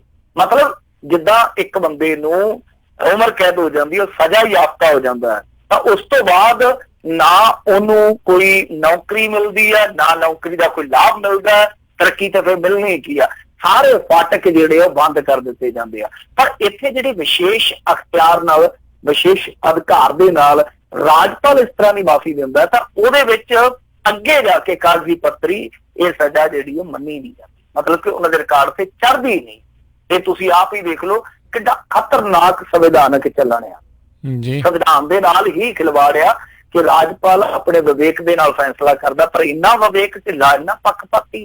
ਕਿਉਂਕਿ ਜੇ ਇਸ ਤਰ੍ਹਾਂ ਮੰਨ ਕੇ ਚੱਲੀਏ ਤਾਂ ਦਵਿੰਦਰਪਾਲ ਸਿੰਘ ਭੁੱਲਰ ਨੂੰ ਵੀ ਤੇ ਇਸ ਤਰ੍ਹਾਂ ਦੀ ਮਾਫੀ ਦੇ ਦੇਣੀ ਚਾਹੀਦੀ ਆ, ਜਿਹਨੂੰ ਇੱਥੋਂ ਦੇ ਲੈਕਟ ਵੀ ਜਿਹੜੀ ਜੁਡੀਸ਼ਰੀ ਆ ਉਹਨੇ ਪਾਗਲ ਕਰ ਛੱਡਿਆ, ਕਿਉਂਕਿ ਫੈਸਲਾ ਹੀ ਨਹੀਂ ਹੋਇਆ ਸਹੀ ਸਮੇਂ ਤੇ। ਮਾਨਸਿਕ ਤੌਰ ਤੇ ਉਹ ਬਹੁਤ ਜ਼ਿਆਦਾ ਬਿਮਾਰ ਹੋ ਗਿਆ। ਤਾਂ ਇਹੋ ਜਿਹੇ ਬੰਦਿਆਂ ਵਾਸਤੇ ਜਿਹੜੇ ਵਿਰਧ ਆ, ਸਿੱਖ ਬੰਦੀ ਕਹਿ ਲਓ ਚਾਹੇ ਹੋਰ ਕਿਸੇ ਕਮਿਊਨਿਟੀ ਨਾਲ ਵੀ ਸੰਬੰਧ ਰੱਖਦੇ ਆ, ਫਿਰ ਉਹਨਾਂ ਨੂੰ ਵੀ ਦੇ ਦੇਣੀ ਚਾਹੀਦੀ ਆ। ਤਾਂ ਇਹਦੇ ਵਿੱਚ ਇਹ ਵੀ ਆ ਨਾ, ਕੱਲ ਨੂੰ ਉੱਠ ਕੇ ਕੋਈ ਕਰਨਵੀਰ ਸਿੰਘ ਜੀ ਨੇਤਾ ਉਹ ਵੀ ਆਪਣੇ ਰਾਜਪਾਲ ਤੋਂ ਕਹਿ ਕੇ ਇਸ ਤਰ੍ਹਾਂ ਕਰਵਾ ਲਿਆ ਕਰੂਗਾ। ਸੋ ਇਹ ਚੱਲਣ ਜਿਹੜਾ ਇਹ ਗਲਤ ਹੈ। ਔਰ ਦੂਸਰੀ ਗੱਲ ਇਹ ਆ ਕਿ ਦੇਖੋ ਇੱਥੇ ਸਾਡੇ ਪੰਜਾਬ 'ਚ ਜਿਹੜੇ ਨੇਤਾਗਿਰੀ ਕਰਦੇ ਆ ਨਾ, ਉਹਨਾਂ ਦੀਆਂ ਚੱਲਦੀਆਂ ਯੂਪੀ 'ਚ ਮਿੱਲਾ ਮੁੱਲਾ ਬਹੁਤ ਜੀ, ਚਾਹੇ ਉਹ ਕਿਸੇ ਵੀ ਪਾਰਟੀ ਦੇ ਹੋਣ, ਚਾਹੇ ਕਿਸੇ ਵੀ ਪਾਰਟੀ ਦੇ ਹੋਣ, ਇਹ ਔਨ ਰਿਕਾਰਡ ਨੇ ਚੀਜ਼ਾਂ। ਇਹ ਯੂਪੀ 'ਚ ਇਹਨਾਂ ਦੇ ਕਾਰੋਬਾਰ ਆ। ਸੋ ਇਹ ਜਿਹੜੇ ਲੋਕ ਯੂਪੀ 'ਚ ਕਾਰੋਬਾਰ ਰੱਖਦੇ ਆ, ਯੂਪੀ ਦੇ ਵਿੱਚ ਸਰਕਾਰ ਭਾਰਤੀ ਜਨਤਾ ਪਾਰਟੀ ਦੀ ਹੈ, ਜਿਨ੍ਹਾਂ ਦੇ ਹੁਣ ਦੇ ਮੌਜੂਦਾ ਅਫਸਰ ਜਿਹੜੇ ਫਸਦੇ ਆ, ਇਹਦਾ ਮਤਲਬ ਇਹ ਹੋਗਾ ਕਿ ਖੇਡ ਇਕੱਲੇ ਰਾਜਪਾਲ ਭਵਨ ਤੋਂ ਹੀ ਨਹੀਂ ਚੱਲੀ, ਇਹ ਅੰਦਰਲੇ ਲੈਵਲ ਤੇ ਵੀ ਚੱਲੀ। ਹੁਣ ਕਿਹਨੇ ਚਲਾਈ ਆ ਉਹ ਤੇ ਸਾਫ਼ ਜਿਹੜਾ ਹੋਣਾ ਮੁਸ਼ਕਿਲ ਆ। ਪਰ ਕੁੱਲ ਮਿਲਾ ਕੇ ਐਕਸੀ ਅਰੋੜਾ ਹੋਰਾਂ ਨੇ ਜਿੱਦਾਂ ਦਾ ਨੁਕਤਾ ਚੁੱਕਿਆ, ਕੋਰਟ ਦੇ ਵਿੱਚ ਸੁਣਵਾਈ 'ਚ ਲੈ ਕੇ ਗਏ ਆ, ਜੇ ਮੰਨ ਲਓ ਕੋਰਟ ਨੂੰ ਗਲਤ ਠਹਿਰਾ ਦਿੰਦੀ ਆ ਤਾਂ ਪੱਲੇ ਕੱਖ ਨਹੀਂ ਰਹਿਣਾ ਰਾਜਪਾਲ ਦੇ ਅਹੁਦੇ ਤੇ। ਜੀ ਜੀ ਜੀ। ਅਗਲੀ ਜਿਹੜੀ ਆ ਗੱਲ ਕਰੀਏ ਮਿੰਟੂ ਜੀ, ਕਹਿੰਦੇ ਵਿਜੀਲੈਂਸ ਸਿੱਧੂ ਦੇ ਕਰੀਬੀਆਂ ਦੇ ਪੇਚ ਕੱਸਣ ਲੱਗੀ ਆ। ਇਹ ਸਿੱਧੂ ਦੇ ਹੀ ਦੱਸਦੇ ਆ ਉਹਦੇ ਸਹਾਰੇ। ਦੇਖੋ ਇਹ ਸਿੱਧੂ ਹੈ ਜਿਹੜਾ, ਉਹ ਤੁਹਾਨੂੰ ਪਤਾ ਸਿੱਧਾ ਚੱਲਦਾ ਨਹੀਂ, ਇਹ ਫਰੜਾ ਚੱਲਦਾ, ਫਰੜੇ ਤੋਂ ਭਾਵ ਦਿੰਦਾ ਟੇਢਾ ਜਿਹਾ ਚੱਲਣਾ। ਉਹ ਜਿਹੜਾ ਟੇਢਾ ਮੇਢਾ ਕਈ ਵਾਰ ਸਾਈਡ ਮਾਰ ਜਾਂਦਾ, ਜਿਹੜਾ ਸਾਈਡ ਦਾ ਸ਼ਿਕਾਰ ਹੋ ਜਾਂਦਾ, ਕੱਚੇ ਲੈ ਜਾਂਦਾ, ਫਿਰ ਉਹ ਇਹਦੇ ਵੈਰ ਪੈ ਜਾਂਦਾ। ਤਾਂ ਆਹੀ ਖੇਡ ਚੱਲੀ ਜਾਂਦੀ ਆ ਇਹਨਾਂ ਦੀ। ਇਹ ਕੁੱਕੜ ਖੇਹ ਵਾਲੀ ਉਹ ਜਿਹੜੀ ਤੁਸੀਂ ਦੇਖੀ ਹੋਣੀ ਆ ਖੇਡ, ਕੁੱਕੜ ਖੇਹ ਜਿਹੜਾ ਕੇ ਇੱਕ ਦੂਜੇ ਦੇ ਪਾਈ ਜਾਂਦੇ ਆ, ਇਹਨਾਂ ਦਾ ਆਲਮ ਉਹੀ ਆ। ਸੋ ਨਵਜੋਤ ਸਿੱਧੂ ਦੇ ਮਾਮਲੇ 'ਚ ਅੱਜ ਜਿਹੜੀ ਖਬਰ ਆਈ ਹੈ ਵੈਸੇ ਹੈਰਾਨ ਕਰਨ ਵਾਲੀ ਆ ਕਿ ਜ਼ੀਰਕਪੁਰ ਦੇ ਵਿੱਚ ਨਾ ਕੁਝ ਪ੍ਰੋਜੈਕਟ ਸੀਗੇ ਜਿਨ੍ਹਾਂ ਬਾਰੇ ਕਿਹਾ ਗਿਆ ਕਿ ਇਹਨਾਂ ਦੇ ਵਿੱਚ ਬੇਨੀਮੀਆਂ ਹੋਈਆਂ ਨੇ ਅਲਾਟਮੈਂਟ ਦੇ ਵਿੱਚ, ਖਾਸ ਤੌਰ ਤੇ ਉਹਦੇ ਵਿੱਚ ਨਵਜੋਤ ਸਿੰਘ ਸਿੱਧੂ ਦੇ ਕਿਸੇ ਖਾਸ ਬੰਦੇ ਦਾ ਨਾਂ ਆਉਂਦਾ ਪਿਆ। ਵਿਜੀਲੈਂਸ ਜਿਹੜੀ ਆ ਉਹਦਾ ਲਿੰਕ ਤਲਾਸ਼ਦੀ ਪਈ ਆ। ਤੇ ਜੇ ਮੰਨ ਲਓ ਨਵਜੋਤ ਸਿੰਘ ਸਿੱਧੂ ਦਾ ਕੋਈ ਆਪਣਾ ਪਰਸਨਲ ਬੰਦਾ ਉਹਦੇ ਵਿੱਚ ਇਨਵੋਲਵ ਪਾ ਲਿਆ ਜਾਂਦਾ ਤਾਂ ਫਿਰ ਤੁਸੀਂ ਦੇਖੋ ਕਿ ਨਵਜੋਤ ਸਿੰਘ ਸਿੱਧੂ ਕਿੰਨਾ ਉਲਝੂਗਾ। ਔਰ ਇਹ ਇਤਫਾਕ ਹੈ ਜਾਂ ਕੁਝ ਹੋਰ ਹੈ ਮੈਨੂੰ ਪਤਾ ਨਹੀਂ, ਕਿ ਥੋੜੇ ਦਿਨ ਪਹਿਲਾਂ ਚੰਡੀਗੜ੍ਹ 'ਚ ਲੱਗਦੇ ਆ ਇਹਦੇ ਪੋਸਟਰ, ਫੇਰ ਲੁਧਿਆਣੇ 'ਚ ਲੱਗਦੇ ਆ, ਨਾਲ ਫਿਰ ਇਹ ਖਬਰ ਆ ਜਾਂਦੀ ਆ। ਔਰ ਵਿਜੀਲੈਂਸ ਕਿਹਦੇ ਕੋਲ ਆ? ਵਿਜੀਲੈਂਸ ਮੇਰੇ ਖਿਆਲ ਦੇ ਨਾਲ ਕੈਪਟਨ ਅਮਰਿੰਦਰ ਸਿੰਘ ਕੋਲ ਆ। ਔਰ ਕੈਪਟਨ ਅਮਰਿੰਦਰ ਸਿੰਘ ਦੀ ਵਿਜੀਲੈਂਸ ਜਿਹੜੀ ਇਹ ਕਮਾਲ ਦੀ ਸ਼ੈ ਆ ਕਿ ਜਦੋਂ ਇਹ ਨਾ ਹੀ ਰਾਜ ਦੇ ਵਿੱਚ ਹੁੰਦੇ ਤੇ ਇਹਨਾਂ ਦੇ ਖਿਲਾਫ ਕੇਸ ਬਣਦੇ ਆ, ਜਦੋਂ ਇਹ ਆ ਜਾਂਦੇ ਆ ਪਾਵਰ ਦੇ ਵਿੱਚ ਵਿਜੀਲੈਂਸ ਕਹਿੰਦੀ ਹੈ ਕਿ ਨਹੀਂ ਜਨਾਬ ਇਹ ਕੇਸ ਬਣਦੇ ਹੀ ਨਹੀਂ ਹੈ, ਇਹ ਤੇ ਅਸੀਂ ਐਵੇਂ ਤਿਆਰ ਕਰ ਦਿੱਤੇ ਆ। ਸੋ ਵਿਜੀਲੈਂਸ ਐਵੇਂ ਹੀ ਕਰ ਲੈਂਦੀ ਆ। ਤਾਂ ਜਿਹੜੀ ਵਿਜੀਲੈਂਸ ਐਂ ਕਰ ਲੈਂਦੀ ਆ ਕਿ ਜਦੋਂ ਕੋਈ ਵਿਰੋਧੀ ਧਿਰ 'ਚ ਹੁੰਦਾ ਉਹਦੇ ਖਿਲਾਫ ਕੇਸ ਬਣਾ ਦਿੰਦੇ ਆ, ਜਦੋਂ ਉਹ ਪਾਵਰ 'ਚ ਆਉਂਦਾ ਤੇ ਜਾ ਕੇ ਉੱਥੇ ਅਰਜ਼ੀ ਪਾ ਦਿੰਦੇ ਕਿ ਬੱਚੇ ਵਾਲੇ ਇਹਨਾਂ ਨੂੰ ਮਾਫ ਕਰੋ, ਕੇਸ ਬਣਦਾ ਹੀ ਨਹੀਂ ਹੈ, ਅਸੀਂ ਇਹਨਾਂ ਨੂੰ ਖੱਜਲ ਖੁਆਰ ਕਰੀ ਜਾਂਦੇ ਆ। ਤਾਂ ਉਸ ਵਿਜੀਲੈਂਸ ਦਾ ਕੋਈ ਇਤਬਾਰ ਨਹੀਂ ਹੈ ਜੇ ਇਸ ਮਾਮਲੇ ਦੇ ਵਿੱਚ ਵੀ ਉਹ ਚੂੜੀ ਕੱਸ ਦੇਣਗੇ। ਜੀ ਜੀ। ਅਗਲੀ ਗੱਲ ਕਰੀਏ ਮਿੰਟੂ ਜੀ, ਕਹਿੰਦੇ ਬੀਜੇਪੀ ਮੰਤਰੀ ਵੱਲੋਂ ਰਾਮ ਰਹੀਮ ਦਾ ਕਰੈਕਟਰ ਸਹੀ ਕਰਾਰ, ਹੁਣ ਮਿਲ ਸਕਦੀ ਆ ਵੱਡੀ ਰਾਹਤ। ਇਹਦਾ ਮਤਲਬ ਹੈ ਕਿ ਪਹਿਲਾਂ ਕੱਟ ਢੀਲਾ ਹੋ ਗਿਆ ਸੀ, ਹੁਣ ਕਹਿੰਦੇ ਠੀਕ ਹੈ ਕਰੈਕਟਰ। ਖੈਰ ਦੇਖੋ ਇਹ ਮਾਮਲਾ ਜਿਹੜਾ ਮੈਨੂੰ ਲੱਗਦਾ ਕਿ ਖਤਰਨਾਕ ਮੋੜਾ ਕੱਟਣ ਜਾ ਰਿਹਾ। ਜਿਸ ਤਰ੍ਹਾਂ ਦੇ ਹਾਲਾਤ ਬਣਦੇ, ਆਪਾਂ ਅੱਗੇ ਵੀ ਵਿਚਾਰੀ ਸੀ ਗੱਲ ਕਿ ਬਹੁਤ ਕੁਛ ਹੈ ਜਿਹੜਾ ਉਹ ਸਰਕਾਰ ਤੇ ਨਿਰਭਰ ਹੈ। ਹਰਿਆਣੇ ਦੀ ਸਰਕਾਰ ਜੇ ਚਾਹੂਗੀ ਤਾਂ ਪੈਰੋਲ ਇਹਨੂੰ ਮਿਲ ਸਕਦੀ ਹੈ। ਪੈਰੋਲ ਕਿਸੇ ਵੀ ਕੈਦੀ ਦਾ ਹੱਕ ਆ, ਉਹਦਾ ਹੱਕ ਆ, ਉਹ ਇਸਤੇਮਾਲ ਕਰ ਸਕਦਾ। ਤੇ ਇਹ ਜ਼ਿਆਦਾਤਰ ਮੁਨਸਰ ਹੁੰਦਾ ਸਰਕਾਰ ਤੇ ਕਿ ਉਹਨੇ ਕੀ ਕਰਨਾ। ਜੇ ਤੇ ਦੇਖੋ ਡੱਕਣਾ ਹੋਵੇ ਨਾ, ਜੇਲ੍ਹਾਂ ਦੇ ਵਿੱਚ ਇੰਨੀਆਂ ਸਿਆਸਤਾਂ ਚੱਲਦੀਆਂ ਕਿ ਸੁੱਤੇ ਪਿਆਂ ਦੇ ਸਰਾਣੇ ਗੋਲੀਆਂ ਰੱਖ ਕੇ ਤੇ ਜੇਲ੍ਹ ਦਾ ਹੀ ਕੇਸ ਬਣਾ ਦਿੱਤਾ ਜਾਂਦਾ ਹੈ। ਇੱਥੋਂ ਤੱਕ ਕਿ ਬਾਹਰ ਵੀ ਸਾਜ਼ਿਸ਼ਾਂ ਕਰਵਾ ਦਿੱਤੀਆਂ ਜਾਂਦੀਆਂ, ਕੋਈ ਐਸੀ ਰਿਪੋਰਟ ਲਾ ਦਿੱਤੀ ਜਾਂਦੀ ਹੈ ਜਿਹਦੇ ਨਾਲ ਇਤਰਾਜ਼ ਹੁੰਦਾ ਔਰ ਉਸ ਇਤਰਾਜ਼ ਨੂੰ ਮੰਨ ਕੇ ਛੁੱਟੀ ਜਿਹੜੀ ਆ ਮਨਜ਼ੂਰ ਨਹੀਂ ਕੀਤੀ ਜਾਂਦੀ। ਜਦੋਂ ਛੁੱਟੀ ਰੋਕਣੀ ਹੁੰਦੀ ਆ ਤਾਂ ਇੱਥੋਂ ਤੱਕ ਚਲੇ ਜਾਂਦੇ ਆ, ਸ਼ਰੀਕ ਵੀ ਚਲੇ ਜਾਂਦੇ ਆ, ਫਿਰ ਸਿਸਟਮ ਵਾਲੇ ਵੀ ਚਲੇ ਜਾਂਦੇ ਆ। ਤਾਂ ਇੱਥੇ ਮਾਮਲਾ ਉਲਟਾ ਜਾਪਦਾ ਪਿਆ। ਮਾਮਲਾ ਉਲਟਾ ਇਉਂ ਜਾਪਦਾ ਪਿਆ ਕਿਉਂਕਿ ਜਿਹੜਾ ਜੇਲ੍ਹ ਮੰਤਰੀ ਹੈ ਕ੍ਰਿਸ਼ਨ ਲਾਲ ਪੰਵਾਰ, ਉਹ ਤੇ ਕਹਿੰਦਾ ਕਿ ਇਹਦਾ ਰਹਿਣ ਸਹਿਣ ਹੀ ਬੜਾ ਚੰਗਾ, ਬੜਾ ਆਦਮੀ ਗੁੱਡ ਕਰੈਕਟਰ ਹੈ ਸਾਡੇ ਜੇਲ੍ਹ ਦੇ ਵਿੱਚ। ਤੇ ਬਾਕੀ ਉਹ ਕਹਿੰਦਾ ਕਿ ਹੁਣ ਫੈਸਲਾ ਜਿਹੜਾ ਉਹ ਆਖਰੀ ਲੈਣਾ ਕਮਿਸ਼ਨਰ ਨੇ। ਮਤਲਬ ਕਿ ਇਹਨਾਂ ਨੇ ਜਾਂ ਕਹਿ ਲਈ ਹਰਿਆਣਾ ਸਰਕਾਰ ਵਾਲਿਆਂ ਨੇ ਉਹਦੀ ਰਿਪੋਰਟ ਓਕੇ ਕਰਕੇ ਤੇ ਜਿਹੜੀ ਉਹ ਕਲੈਕਟਰ ਆ ਉਹਨਾਂ ਦੇ ਕੋਲ ਕਰ ਦਿੱਤੀ ਹੈ ਕਿ ਤੁਸੀਂ ਫੈਸਲਾ ਲੈ ਲਓ। ਤਾਂ ਹੁਣ ਜਿਹੜਾ ਅੱਗੇ ਦਾ ਰਹਿ ਗਿਆ ਕੰਮ ਉਹ ਆ ਕਿ ਜੇ ਮੰਨ ਲਓ ਸਿਵਲ ਪ੍ਰਸ਼ਾਸਨ ਜਾਂ ਪੁਲਿਸ ਹੈ ਜਿਹੜੀ ਉਹ ਵੀ ਓਕੇ ਕਰ ਦਿੰਦਾ, ਜੇ ਜੇਲ੍ਹ ਦੇ ਵਿੱਚੋਂ ਜਾਂ ਜੇਲ੍ਹ ਮੰਤਰੀ ਦੇ ਵਿੱਚੋਂ ਓਕੇ ਹੋ ਜਾਂਦਾ ਮੌਕਾ ਮੁਸ਼ਕਲ ਨਹੀਂ ਹੈ ਤਾਂ ਮੌਕਾ ਬਣ ਸਕਦਾ। ਤਾਂ ਕਹਿੰਦਾ ਭਾਵ ਇਹ ਕਿ ਫੈਸਲਾ ਉਹਨਾਂ ਨੇ ਲੈਣਾ, ਪਰ ਸੰਕੇਤ ਮਿਲਣ ਲੱਗ ਪਏ ਕਿ ਕਿਸ ਤਰ੍ਹਾਂ ਦਾ ਫੈਸਲਾ ਜਿਹੜਾ ਉਹ ਆਊਗਾ। ਹਾਲਾਂਕਿ ਜਿਹੜੇ ਸਿਰਸਾ ਦੇ ਡੀਐਸਪੀ ਆ ਜਾਂ SIT ਮੈਂਬਰ ਆ ਉਹਨਾਂ ਵੱਲੋਂ ਇਹ ਕਿਹਾ ਗਿਆ ਅਧਿਕਾਰਤ ਤੌਰ ਤੇ ਕਿ ਦੇਖੋ ਅਸੀਂ ਇਹਦੀ ਖੇਤੀ ਦੇ ਜਿਹੜੇ ਕਾਗਜ਼ਾਤ ਆ ਉਹ ਮੰਗੇ ਆ ਕਿ ਖੇਤੀ ਕਰਨੀ ਕਿੱਥੇ ਹੈ, ਥੋੜੀ ਹੈ ਕਿ ਹੁਣ ਜੇ ਕਿਸੇ ਕੋਲ ਜ਼ਮੀਨ ਨਹੀਂ ਵਾਕਿਆ ਤਾਂ ਖੇਤੀ ਕਰਨੀ ਆ ਤੇ ਖੇਤੀ ਉਹਨੇ ਹੁਣ ਕੋਠੇ ਤੇ ਚੜ ਕੇ ਥੋੜੀ ਕਰਨੀ ਆ, ਜੇ ਪਹਿਲੀ ਹੋਊਗੀ ਕਾਗਜ਼ਾਂ ਪੱਤਰਾਂ ਦੇ ਵਿੱਚ ਤਾਂ ਹੀ ਗੱਲ ਬਣਨੀ ਆ। ਤੇ ਕਹਿੰਦੇ ਆ ਕਿ ਅਸੀਂ ਉਹ ਲੈਂਡ ਦੇ ਜਿੱਥੇ ਖੇਤੀ ਇਹਨੇ ਕਰਨੀ ਆ ਉਹਦੇ ਕਾਗਜ਼ਾਤ ਜਿਹੜੇ ਆ ਮੰਗਵਾਏ, ਉਸ ਤੋਂ ਬਾਅਦ ਫਿਰ ਫੈਸਲਾ ਜਿਹੜਾ ਉਹ ਕੀਤਾ ਜਾਊਗਾ। ਤੇ ਉਧਰੋਂ ਛਤਰਪਤੀ ਦੇ ਪੁੱਤਰ ਨੇ ਜਿਹਦਾ ਮੈਂ ਜ਼ਿਕਰ ਕੀਤਾ ਸੀ ਖਾਸ ਤੌਰ ਤੇ ਪਿਛਲੇ ਪ੍ਰੋਗਰਾਮ 'ਚ ਕਿ ਛਤਰਪਤੀ ਦਾ ਪੁੱਤਰ ਹੈ ਜਿਹੜਾ ਉਹ ਇਸ ਪੈਰੋਲ ਨੂੰ ਰੁਕਵਾ ਸਕਦਾ, ਤੇ ਉਹਨਾਂ ਇਤਰਾਜ਼ ਲਾ ਦਿੱਤਾ। ਉਹ ਕਹਿੰਦੇ ਆ ਕਿ ਦੇਖੋ ਦੰਗਾ ਫੈਲ ਸਕਦਾ, ਦੰਗਾ ਵੀ ਹੋ ਸਕਦਾ, ਪਰ ਹੁਣ ਦੰਗਾ ਹੋਵੇ, ਦੰਗਾ ਤੇ ਵੈਸੇ ਇਹਨਾਂ ਨੂੰ ਘਿਓ ਵਾਂਗੂ ਲੱਗਦਾ, ਸਰਕਾਰ ਹੋਵੇ ਚਾਹੇ ਸਿਆਸਤ ਹੋਵੇ ਇਹਨਾਂ ਨੂੰ ਤੇ ਘਿਓ ਵਾਂਗੂ ਲੱਗਦਾ ਦੰਗਾ, ਕੋਈ ਚੱਕਰ ਨਹੀਂ ਹੈ। ਔਰ ਪੰਗਾ ਇਹਨਾਂ ਨੇ ਵੋਟ ਦਾ ਹੀ ਵੇਖਣਾ, ਤਾਂ ਵੋਟਿੰਗ ਵਾਲਾ ਸਿਸਟਮ ਹੈ ਜਿਹੜਾ ਉਸ ਦੇਸ਼ ਨੂੰ ਲੈ ਬੈਠਾ। ਇਹਦੇ ਵਿੱਚ ਇਹੀ ਆ ਕਿ ਰਾਜਨੀਤੀ ਜਿਹੜੀ ਹੈ ਉਹ ਆਪਣੇ ਵੋਟ ਬੈਂਕ ਨੂੰ ਪੱਕਿਆ ਕਰਨ ਲਈ ਕਿਸੇ ਵੀ ਹੱਦ ਤੱਕ ਚਲੀ ਜਾਂਦੀ ਹੈ। ਅਕਤੂਬਰ ਦੇ ਵਿੱਚ ਇੱਥੇ ਇਲੈਕਸ਼ਨ ਹੋਣਾ, ਸੋ ਲੱਗਦਾ ਇਹੋ ਆ ਕਿ ਇਹਨਾਂ ਨੇ ਮਨ ਬਣਾ ਲਿਆ ਕਿ ਜਿਹੜੀ ਸਾਡੇ ਨਾਲ ਨਾਖੁਸ਼ੀ ਆ, ਜੋ ਸਾਡੇ ਨਾਲ ਨਾਰਾਜ਼ਗੀ ਆ, ਜਿਵੇਂ ਹੰਸਰਾਜ ਦਾ ਗਾਣਾ ਸੀ ਨਾ, ਸਾਡੇ ਨਾਲ ਸੋਹਣਿਓ ਨਾਰਾਜ਼ਗੀ ਤੇ ਨਹੀਂ, ਤੇਰਾ ਮੇਰਾ ਪਿਆਰ ਕਿਤੇ ਕਾਗਜ਼ੀ ਤੇ ਨਹੀਂ, ਉਹ ਦੂਰ ਕਰ ਲਈਏ ਕਿ ਨਾਰਾਜ਼ਗੀ ਏਦਾਂ ਨਹੀਂ ਹੈ, ਚਲੋ ਹੋ ਗਿਆ ਜੋ ਸੋ ਹੋ ਗਿਆ, ਹੁਣ ਤੁਹਾਡੀ ਅੱਗੇ ਜਾ ਕੇ ਥੋੜੀ ਢਿਲਾਈ ਕਰਦੇ ਆ। ਪਰ ਦੂਸਰੇ ਪਾਸੇ ਮਾਮਲੇ ਜਿਹੜੇ ਪੈਂਡਿੰਗ ਆ ਉਹਨਾਂ ਦੇ ਵੀ ਇਤਰਾਜ਼ ਲੱਗ ਸਕਦੇ ਆ। ਤਾਂ ਕੁੱਲ ਮਿਲਾ ਕੇ ਹਾਲੇ 50-50 ਆ, ਪਰ ਥੋੜੇ ਜਿਹੇ ਸੰਕੇਤ ਬਣਦੇ ਆ ਕਿ ਸ਼ਾਇਦ ਪੈਰੋਲ ਜਿਹੜੀ ਆ ਉਹ ਦੇਣ ਲਈ ਸਰਕਾਰ ਕਿਸੇ ਹੱਦ ਤੱਕ ਜਾ ਸਕਦੀ। ਜੀ ਜੀ ਜੀ ਅਗਲੀ ਜਿਹੜੀ ਮਿੰਟੂ ਜੀ ਗੱਲ ਕਰਦੇ, ਕਹਿੰਦੇ ਅੰਮ੍ਰਿਤਸਰ ਜੇਲ੍ਹ ਦੇ ਵਿੱਚ ਸੈਂਕੜੇ ਕੈਦੀਆਂ ਨੂੰ ਕਾਲਾ ਪੀਲੀਆ, ਅਖਬਾਰ ਨੇ ਹੈਰਾਨ ਕਰਨ ਵਾਲਾ ਕੀਤਾ ਖੁਲਾਸਾ। ਸੈਂਕੜੇ ਨਹੀਂ, ਇਹ ਅਖਬਾਰ ਤੇ 2000 ਲਿਖਣ ਡਿਆ, ਯਾਨੀ ਹਜ਼ਾਰਾਂ ਦੇ ਵਿੱਚ। ਹੁਣ ਇੱਕ ਜੇਲ੍ਹ ਦੇ ਵਿੱਚ ਕੈਦੀ ਕਿੰਨੇ ਹੋਣਗੇ, ਗਿਣਤੀ ਕਿੰਨੀ ਹੋਊਗੀ, ਮੰਨ ਲਓ 3000 4000 5000, ਤਾਂ ਉਹਦੇ ਵਿੱਚ ਤੁਸੀਂ ਆਪ ਹੀ ਦੇਖ ਲਓ ਕਿ 2000 ਕੈਦੀ ਆ ਜਿਹੜਾ ਉਹ ਕਿਸੇ ਬਿਮਾਰੀ ਤੋਂ ਪੀੜਤ ਹੋ ਜਾਵੇ ਤਾਂ ਇਹਦਾ ਮਤਲਬ ਹੈ ਕਿ ਸਾਡੇ ਹਾਲਾਤ ਜਿਹੜੇ ਆ ਉਹ ਪੈਰੋਂ ਪੈਰ ਵਿਗੜਦੇ ਪਏ ਆ। ਇਹ ਇੱਕ ਹਿੰਦੀ ਅਖਬਾਰ ਨੇ ਅੱਜ ਰਿਪੋਰਟ ਛਾਪੀ ਆ ਅੰਮ੍ਰਿਤਸਰ ਜੇਲ੍ਹ ਦੀ, ਤਾਂ ਇਹਦੇ ਵਿੱਚ ਇਹਨਾਂ ਨੇ ਕਿਹਾ ਕਿ 3600 ਕੈਦੀ ਜਿਹੜੇ ਇਸ ਜੇਲ੍ਹ ਦੇ ਵਿੱਚ ਬੰਦ ਆ, ਉਹਨਾਂ ਦੇ ਵਿੱਚੋਂ 2000 ਕੈਦੀ ਜਿਹੜੇ ਆ ਉਹ ਹੈਪਾਟਾਈਟਸ C ਜਿਹਨੂੰ ਆਖ ਦਿੰਦੇ ਆਪਾਂ ਕਾਲਾ ਪੀਲੀਆ, ਉਹ ਤੋਂ ਪੀੜਤ ਆ। ਔਰ ਇਹ ਇੱਕ ਵਾਇਰਲ ਲੋਡ ਟੈਸਟ ਰਿਪੋਰਟ ਜਿਹੜੀ ਇਹਨਾਂ ਨੇ ਕੀਤੀ ਆ ਉਹਦੇ ਹਵਾਲੇ ਨਾਲ ਉਹਦੀ ਬਿਨਾਂ ਤੇ ਰਿਪੋਰਟ ਇਹਨਾਂ ਨੇ ਛਾਪੀ ਆ। ਵਾਇਰਲ ਲੋਡ ਟੈਸਟ ਰਿਪੋਰਟ ਹੁੰਦੀ ਹੈ, ਉਹ ਬਣਦੀ ਹੈ ਜਿਹਨਾਂ ਦੇ ਵਿੱਚ, ਤਾਂ ਉਹਦੇ ਆਧਾਰ ਤੇ ਇਹ ਇਹਨਾਂ ਨੇ ਰਿਪੋਰਟਿੰਗ ਕੀਤੀ ਹੈ। ਤੇ ਮੇਰੇ ਖਿਆਲ ਦੇ ਨਾਲ ਇਹ ਕੰਨ ਖੋਲਣ ਵਾਲੀ ਨਹੀਂ, ਅੱਖਾਂ ਖੋਲਣ ਵਾਲੀ ਵੀ ਰਿਪੋਰਟ ਹੈ ਕਿ ਇੱਕ ਜੇਲ੍ਹ ਦੇ ਵਿੱਚ 2000 ਬੰਦਾ ਜਿਹੜਾ ਉਹ ਇਸ ਤਰ੍ਹਾਂ ਪੀੜਤ ਹੋਵੇ ਕਿਸੇ ਬਿਮਾਰੀ ਤੋਂ। ਹੁਣ ਇਹ ਚੀਜ਼ ਜਿਹੜੀ ਆ ਉਹ ਅੱਜ ਸਾਡੇ ਸਾਹਮਣੇ ਆਉਂਦੀ ਪਈ ਆ ਅਖਰੀ ਤੌਰ ਤੇ ਜਾਂ ਅੰਕੜਿਆਂ ਦੇ ਤੌਰ ਤੇ, ਪਰ ਆਹ ਚੀਜ਼ਾਂ ਜਿਹੜੀਆਂ ਨੇ ਉਹ ਬਹੁਤ ਪਹਿਲਾਂ ਹੀ ਸਾਫ਼ ਹੋ ਗਈਆਂ ਸੀ ਕਿ ਅੱਗੇ ਹਾਲਤ ਕੀ ਹੋਣ ਵਾਲੀ ਆ। ਇਹ ਕਾਰਨ ਕੀ ਆ ਕਾਲੇ ਪੀਲੀਏ ਦਾ? ਇੱਕ ਤਾਂ ਦੇਖੋ ਪਾਣੀ ਪੂਣੀ ਦਾ ਜੋ ਹੁੰਦਾ ਖਾਣੇ ਦਾ ਉਹ ਤੇ ਚਲੋ ਹੈਗੀ ਆ ਸਮੱਸਿਆ, ਕੈਦੀਆਂ ਨੂੰ ਉੱਥੇ ਤੋਂ ਭੈੜਾ ਸਾਜੋ ਸਮਾਨ ਦਿੱਤਾ ਜਾਂਦਾ ਖਾਣ ਪੀਣ ਦਾ ਖਾਸ ਤੌਰ ਤੇ, ਪਰ ਉੱਥੇ ਇੱਕ ਚੱਕਰ ਹੋਰ ਵੀ ਚੱਲਦਾ ਜੇਲ੍ਹਾਂ ਦੇ ਵਿੱਚ, ਉਹ ਇਹ ਆ ਕਿ ਸਰਿੰਜ ਜਿਹੜੀ ਆ ਇੱਕੋ ਵਰਤੀ ਜਾਂਦੀ ਆ। ਅੱਜ ਕੱਲ੍ਹ ਜਿਹੜਾ ਨਸ਼ਾ ਕਰਦੇ, ਨਸ਼ਾ ਤੇ ਹੁਣ ਮੁੱਢ ਕਦੀਮੋਂ ਹੀ ਤੁਰਿਆ ਹੁੰਦਾ ਜੇਲ੍ਹਾਂ ਦੇ ਵਿੱਚ ਤੇ ਖਾਸ ਤੌਰ ਤੇ, ਪਰ ਚੱਕਰ ਕੀ ਪੈਂਦਾ ਸੀਗਾ ਕਿ ਅੱਗੇ ਫੀਮ ਫੂਮ ਜਾਂਦੀ ਸੀਗੀ, ਜ਼ਿਆਦਾਤਰ ਗੋਲੀਆਂ ਕੈਪਸੂਲ ਚਲੇ ਜਾਂਦੇ ਸੀ। ਹੁਣ ਆਹ ਨਸ਼ਾ ਜਿਹੜਾ ਜਾਣ ਲੱਗ ਗਿਆ ਸਿੰਥੈਟਿਕ ਡਰੱਗ, ਇਹਨੂੰ ਅੱਗੇ ਇੰਜੈਕਟ ਕਰਦੇ ਆ ਕਿਉਂਕਿ ਨਸ਼ਾ ਮਹਿੰਗਾ ਹੁੰਦਾ, ਜੇਲ੍ਹ ਦੇ ਵਿੱਚ ਹੋਰ ਵੀ ਜਾ ਕੇ ਮਹਿੰਗਾ ਹੋ ਜਾਂਦਾ, ਕਈ ਪ੍ਰਕਾਰ ਦੇ ਟੈਕਸ ਲੱਗ ਜਾਂਦੇ ਆ, ਡਿਊਟੀ ਟੈਕਸ, ਡੰਡਾ ਟੈਕਸ, ਮੰਜਾ ਟੈਕਸ, ਪਤਾ ਨਹੀਂ ਕਿਆ ਟੈਕਸ, ਤਾਂ ਉਹ ਹੋਰ ਵੀ ਮਹਿੰਗਾ ਹੋ ਜਾਂਦਾ। ਉੱਥੇ ਫਿਰ ਰਲ ਕੇ ਲੈ ਲੈਂਦੇ ਆ, ਥੋੜਾ ਜਿਹਾ ਘੋਲ ਕੇ ਪਾਣੀ ਦੇ ਵਿੱਚ ਉਹ ਇੱਕ ਦੂਜੇ ਨੂੰ ਲਾਈ ਜਾਂਦੇ ਇੱਕੋ ਸਰਿੰਜ ਦੇ ਨਾਲ।